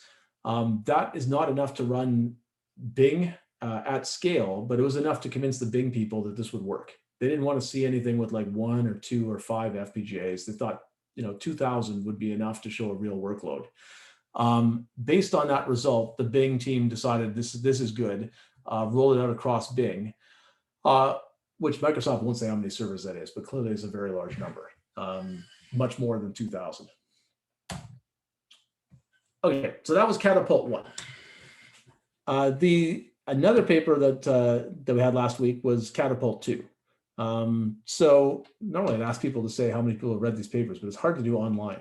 so this is hard to have as interactive, but jump in with comments or unmute if you've got any thoughts. Okay, so Catapult 2 was basically their second shot at this. And it actually came about of they decided, based on those Bing results and some other results, Microsoft decided they're putting an FPGA in every server in their data center. So it was a very large deployment. Microsoft won't say how many servers they have, but actually by a process of binary search where I ask, is it more than this? Is it less than that? It's clearly more than 1 million servers, and it's also growing at 30% a year. So the scale of these things is actually kind of shocking, where you think that every year, you go from 1 million to 1.3 and so on. It's about 1.5 years ago where I was able to figure out it's clearly more than 1 million. So I suspect it's significantly more than 1 million now, but they don't publish that. In Catapult 2, they changed the way the FPGA is connected to the rest of the data center. So in Catapult 1, they use PCI Express to connect an FPGA to a single CPU. And then they connected those CPUs or those FPGAs to each other through this special torus. So 48 FPGAs could talk to each other through a serial protocol. In Catapult 2, they rethought that. And I guess their goals were to support a lot of different applications. So they wanted to support CPU offload, which is what Bing is. So the CPU is doing a bunch of the work, but it wants to send some of the most time-consuming computation to the FPGA. They also wanted to be able to do things like machine learning, where they'd have the FPGA do all of it. The CPUs could basically just start and stop the process, but they really want the FPGAs to just collaborate without the CPUs getting involved. And they also want bump in the wire processing. So bump in the wire means that as data is going between CPUs, because in a data center you have huge numbers of CPUs collaborating, they want to be able to do inline processing. So they want to be able to compress, for example, all the data traffic coming out of the CPU before it goes on the network. Okay, network bandwidth is a precious thing in a data center because you can easily run out of network bandwidth between CPUs as much as you can run out of CPUs. So if you take all the traffic coming out of the CPU and compress it, you make your network more efficient. But compression is pretty CPU intensive, so you don't really want the CPU doing it. So have the FPGA do it on the way out, and have it decompress on the way back in. Another thing you can do is for the high security parts of their data center, you can have all the traffic coming out of a CPU be encrypted before it goes over the, within data center network or to storage, and then be decrypted when it's coming back in. And Microsoft has a whole part of their data center, which is called their Azure Secure Cloud. So this is a secure computing environment that Microsoft basically is one of its own customers for its data centers. So things like their Xbox serving of games and keeping track of high scores and so on. That's in their data centers. Bing is in their data centers. Some of their productivity applications, et cetera, those are all hosted in their data centers. But they also sell access to their data center to customers. So that's called Azure. And so some company just contracts with Microsoft if we want to store all our data in your cloud and use your compute. So they're an Azure customer. And some of those want their data to be very secure. So they go in the Azure Secure Cloud. And in the Azure Secure Cloud, basically everything's encrypted, okay? All the data that's stored in Flash, et cetera, it's encrypted. It's only decrypted as it comes into the CPUs. The CPUs do some work. They re-encrypt it before it goes back out. And this is actually, I visited Microsoft a while ago, and I was talking to one of the people in Azure Secure Cloud, and it's kind of interesting how this happens. They have a hierarchy of encryption keys. So they have, kind of sub-encryption keys that are used to encrypt the data, and those are kept pretty secure. But there's a master encryption key that's used to encrypt the keys themselves. And to change that key, you basically have multiple people from the company who each have a piece of the key arrive at Microsoft and go into past guards and so on into a secure environment where they can update the key. But basically, it's kind of interesting. It's kind of Mission Impossible they have actual locked doors, and you can't have the people with the master encryption key from a company all travel together. They must arrive in separate cars and go in and put the key together. But a key part of that Azure Secure Cloud is the data doesn't leave the CPU without being encrypted. And clearly, if the CPU has to do all this encryption and decryption, it's going to cost you a lot of performance. So it'd be nice if you had something else that was really good at streaming computation, like an FPGA that could do it for it. So that was another goal of the bump in the wire processing for Catapult 2. This picture kind of shows what they were trying to achieve and kind of how they did it. What they'd like to think about is that they have compute planes, and basically the idea of this bottom plane is it's showing they have many, many CPUs in their data center. And those CPUs are connected together with a variety of switches. So there's a top of rack switch. Okay, so you've got 96 servers in a rack, and at the top of the rack is a switch. So those 96 servers can talk to each other pretty quickly by going through one pretty fast network switch. If you want to go to another rack, so you need to go further, so to the box next to you or down the row, you go through your top of rack switch and then to an L1 switch. Okay, and that gets you to a larger part of the data center. If you need to get to the whole data center, so somebody's in maybe a completely different row than you, you go through 3 switches: top of rack, L1, L2, and you go back down through an L1 and top of rack and so on. So that's how the data center is set up, with these CPUs being a compute plane and connected through this basically tree of switches. So they wanted the FPGAs to follow the same thing. So they're showing that their goal in Catapult 2 was to have an FPGA compute plane, okay, that was hooked up the same way. And what that allows them to do is you can basically be pretty flexible about how you allocate applications to CPUs and FPGAs. So here they're showing maybe we've got a bunch of web search rankings, so Bing, and it's using a bunch of FPGAs and CPUs that are in the same boxes.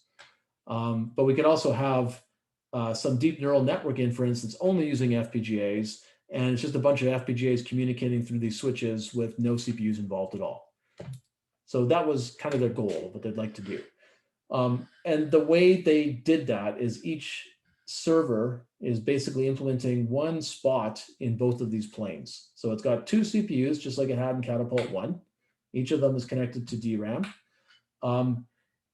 And the FPGA is now between the CPUs and the network. So the CPU still talks to the FPGA through PCI Express, but then it's the FPGA. The FPGA talks to everything else through Ethernet. So it talks through 40 gigabit per second Ethernet. So it's connected to this top of rack switch. And the CPU actually has to go through the FPGA to get to the network. One CPU is directly connected to the FPGA. The other CPU is connected to a simple network interface card, but that one just goes into the FPGA as well. So if they want to get to anywhere else in the data center, they got to go through the FPGA. Okay, so that's a pretty big difference in how they hooked everything up. So what did it do? So the paper shows some interesting results on this. They are showing in this dashed line. So this dashed red line is what they got in Catapult version 1. So that was their special torus. So they can only reach up to 48 FPGAs. This x-axis is how many FPGAs you can reach. And the FPGA, one hop away in the torus was pretty fast, right? The latency was, maybe 2 microseconds. And as you went further away, you got a few nearest neighbors, but once you get past 4, you've got to go 2 hops and so on. So gradually your latency increases until you hit 48. And at 48, you've reached everybody in your sort of torus, and you really can't reach anybody else. You'd have to use the CPU to send network packets. So now the CPU has to be the FPGA slave if they want to go further. So they didn't like that because it's kind of a hard boundary in their data center. They want their data center to kind of allow computation to scale up and down. And it's something they have to tell data center developers. So they've taught data center developers that you have a certain amount of latency, or you have very good latency to all of the machines that are in the same rack, okay? And then you have to go through an L1 switch, so you have another latency number if you have to go somewhat further to say 1,000 different CPUs. And then you've got a third latency for everybody in the data center, maybe 250,000. So their data center developers have to work around this, but they already know it. Trying to teach them there's a new kind of interconnect for these FPGA things with completely different properties. It's got sort of this curve of latency for the first 48, and then after that it switches to the CPU. It's complicated, so they don't really want to teach them that. And another thing is they found that torus wiring was a pain.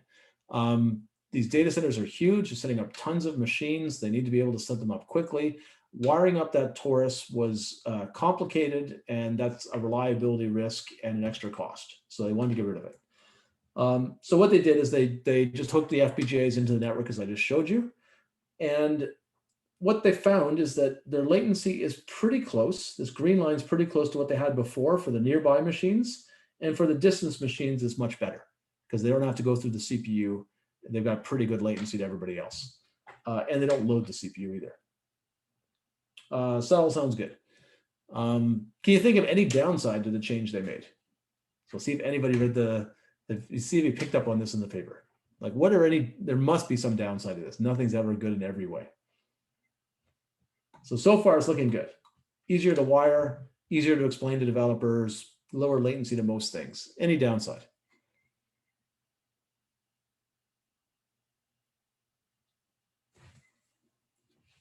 Can you think of any, if you were proposing this, to the CEO of Microsoft, because the data center is a pretty important thing, is there anything that would worry you?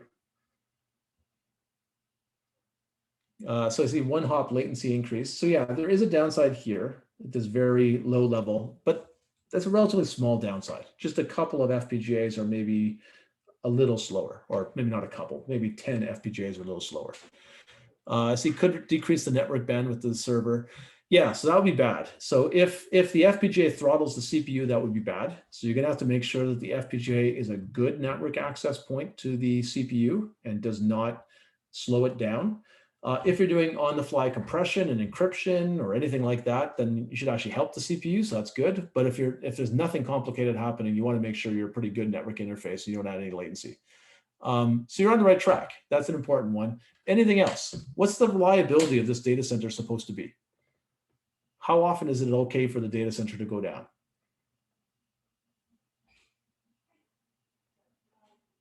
So what do you think? Take a random guess. How often is it okay for a data center to go down in Microsoft? or Google, insert any company you want, or Amazon. So yeah, 0%, right? Or some incredibly small number. But basically, you do not want to say, I have this great idea to make our data center more efficient, roll it out, and then you take the data center down. That was probably a career decision. So so a key thing that they had to have, well, I guess I've jumped ahead to this. What if the FPGA goes down? Let me talk about a couple other things before you get there. Okay, so Catapult still uses the shell roll distinction, but the shell actually got bigger. They used the same FPGA, so a mid-size Stratix 5 FPGA. The shell actually got bigger. It went from 23% to 44% of the FPGA. Most of that's because they needed a 40 gig Ethernet interface.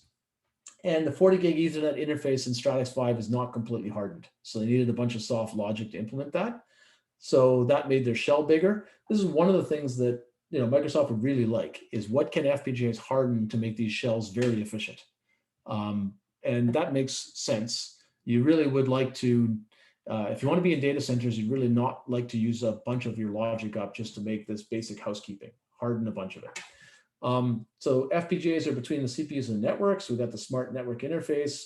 We already talked about this. So I talked about all these things. The FPGAs can communicate amongst themselves. All right, so what if the FPGA goes down? So yeah, this is the thing that kept some of the Catapult architects, up at night. What if they roll this out? There's a rare bug in the logic for the FPGA, and it just triggers in some particular circumstance and takes down the whole data center. That would be bad. What if somebody made they made their new inline compression engine and they rolled it out to the data center and there's a bug in that, and that takes the data center down. So lots of things for them to worry about. So yeah, I see Michael K saying redundancy. Yeah, they have to think about how to make this fail safe. So what they did is they have a safe FPGA configuration. They didn't build two different network links. That would have been a classic redundancy. Networking is expensive in a data center, so I guess they considered it that's too expensive to just take half our network links and make them redundant. What they did is they made sure there's always a safe FPGA configuration that just acts as a network interface card, and I guess that one's been tested extremely well. So if they can always reset the FPGA to bring in that configuration and connect the CPU. And I guess that's worked because Catapult is doing well and all these people are still at Microsoft. And this is one of those things where you could kind of imagine if you rolled this out and the data center went down, that might have been a career decision, right? So it's good it worked out well. Let's see. Yeah, I guess there's another downside that Camilo flagged, which is, I think you're saying the second CPU could see some increased latency because it goes through a NIC and then it goes through an FPGA to get its packets out. And that's true. And I don't think they really talk about that much in the paper. I believe they were able to keep the latency of when the FPGA is passing those NIC packets through quite low. But you're right, there could be some impact on that. Okay, so they rolled this out to all the Microsoft data center servers, so more than 1 million nodes. So yeah, it was a huge design win. So other data center vendors have put FPGAs in their data center. You can rent Xilinx ones from Amazon. Like Alibaba has FPGAs in some of their data centers, but Microsoft's the one that's really clearly gone the furthest, where they just put it in every single server and they put some of their base key services on FPGAs. It may be that it's easier for them because they're vertically integrated, where they build the data center and then they also control a lot of the applications running on top of it. Amazon, as I said, will rent you an FPGA, but you have to make your own application or find somebody else to sell you the application, which I think makes it harder, right? You have to get both the hardware and then you have to get the application ported to it. Another success story for FPGAs in the data center is a company called Mantissa, which IBM bought. And what they did is they integrated FPGAs into the I/O path. So it was, again, this idea of a bump in the wire, not doing a whole lot of essentially computation in kind of the classic CPU way where you stick it all in DRAM and work on it. It's instead computation as the data flies by. So they built a smart disk drive controller right in the I/O path. So CPU asks for some data and it actually always goes through the FPGA. And by doing this, they're able to speed database searches by 10 times. The way they did that is basically the lowest level parts of the database queries. So database queries tend to be a whole bunch of conditions. Find me these columns filtered by these names, and they also match this condition, and they match that condition, and so on. The most basic conditions like lowest level ones tend to move a lot of data and be relatively simple. Like check if it's in this column, check if it has this name. So basically, Mantissa moved those parts of the database query into the FPGA hardware. And so the FPGA hardware managed the low-level storage, but it did more than that. It could actually do the first levels of filtering of a database query. They didn't try to do it all. So the more complicated parts of the database query, which tend to have less data because most of the data has already been filtered out by the first sets of filters, they got passed back to the CPU and it finished it. But they found this could speed database searches by 10x. And so that's why IBM bought them. And this was also the stated main reason that Intel bought Altera. So they bought Altera for $17 billion a few years ago. And their main motivation, as they stated in their press releases, was they wanted to make sure they owned everything that went into data centers. Another reason that people speculated about is FPGAs. FPGAs are heavy users of leading edge process technology. So they want to be on the latest process nodes, and Intel needs to fill its fabs. So there may also be a secondary benefit of this gives Intel another kind of chip that they can put on their state-of-the-art fabs, which can help them keep them full. Let's see. And I think there's a question of, let's see, since they're building their own PCB, is there any ways they couldn't just put a network controller besides the FPGA? They could. The reason they definitely can put, they used to have a special network controller here, but they want a smart network controller. So they want an FPGA that can do anything. It can do machine learning acceleration, where it just uses the network to talk to other things. It can do encryption, decryption, compression. It can be helping the CPU as well as sending data out to the network. So the FPGA is not intended to just replace a NIC and do the same thing as a NIC. It is intended to be able to do much more. And it's in the spot where a NIC would be so that it has direct access to the network. And in a sense, it makes the CPU a slave to the FPGA because the CPU can't get any data without going through the FPGA. Does that make sense? Does that answer your question? Let's see. Okay, last couple slides. I think I'm just about out of time. Okay, so ways to connect the CPU and FPGA. So in Catapult, both generations, they connect the CPU to the FPGA with PCI Express by 8 Gen 3. Okay, so there are many different, PCI Express has multiple generations. Gen 3 is relatively recent, but not the most recent.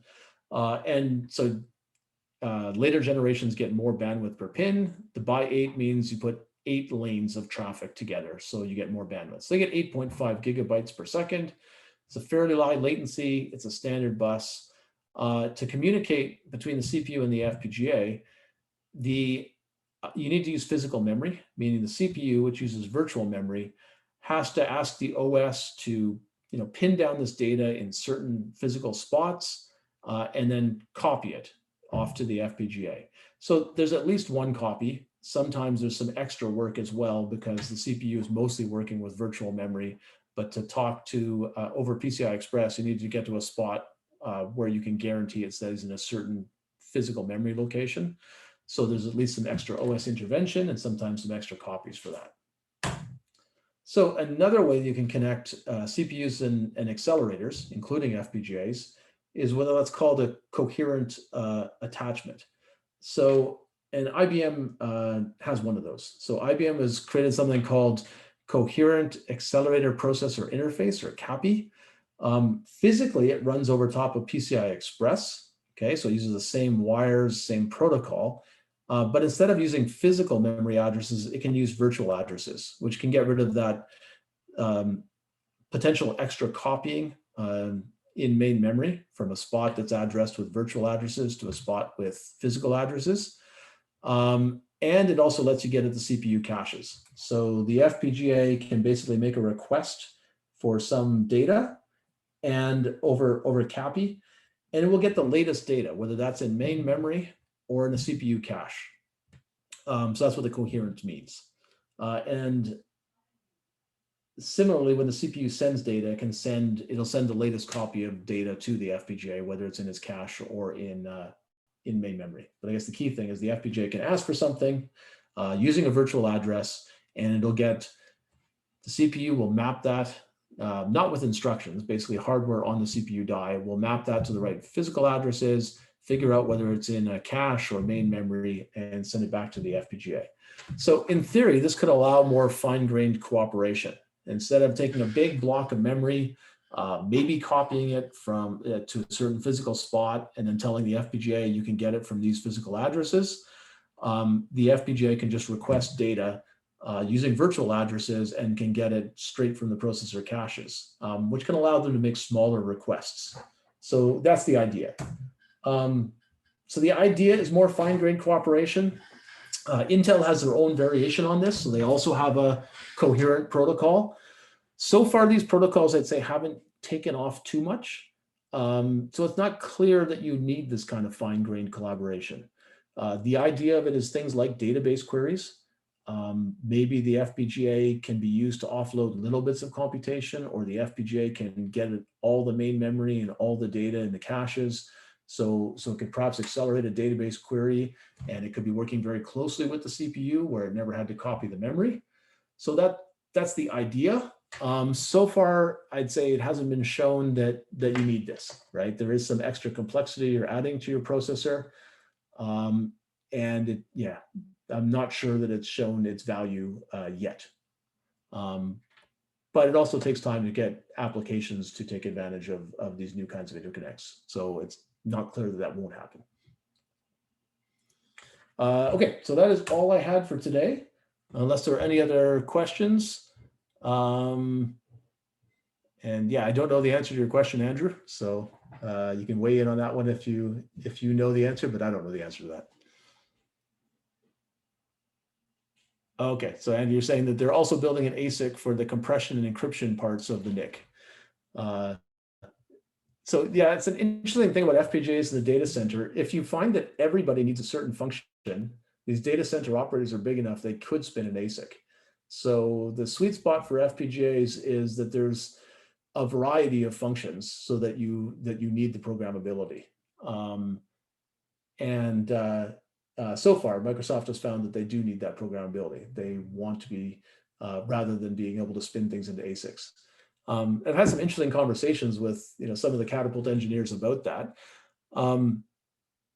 So compression and encryption are relatively stable, so it makes sense that you could roll an ASIC for those things. Some of the workloads they have, though, spin up and down really quickly. So Doug Berger was talking about some of the Xbox Live stuff where they'll have a new game released, and that game is partially hosted through their data centers, the high scores, the downloads of the new game logic and maps and so on.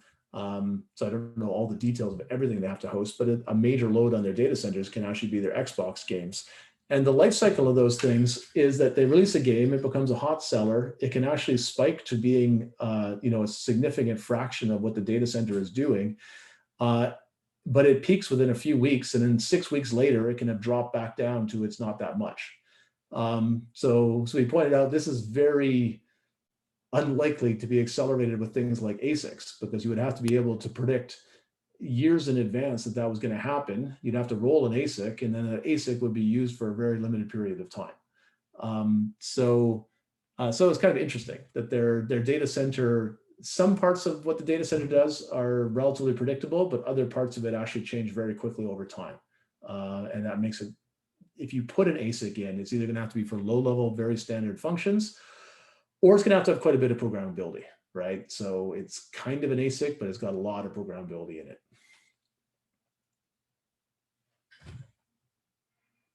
Any other questions on any of this? Okay, so I'll stay on the line in case anybody has questions on anything else. Next week, we'll be kind of shifting gears and going now.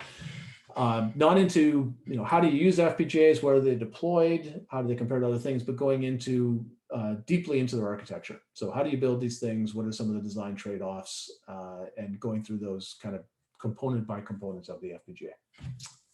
Okay, thanks everybody.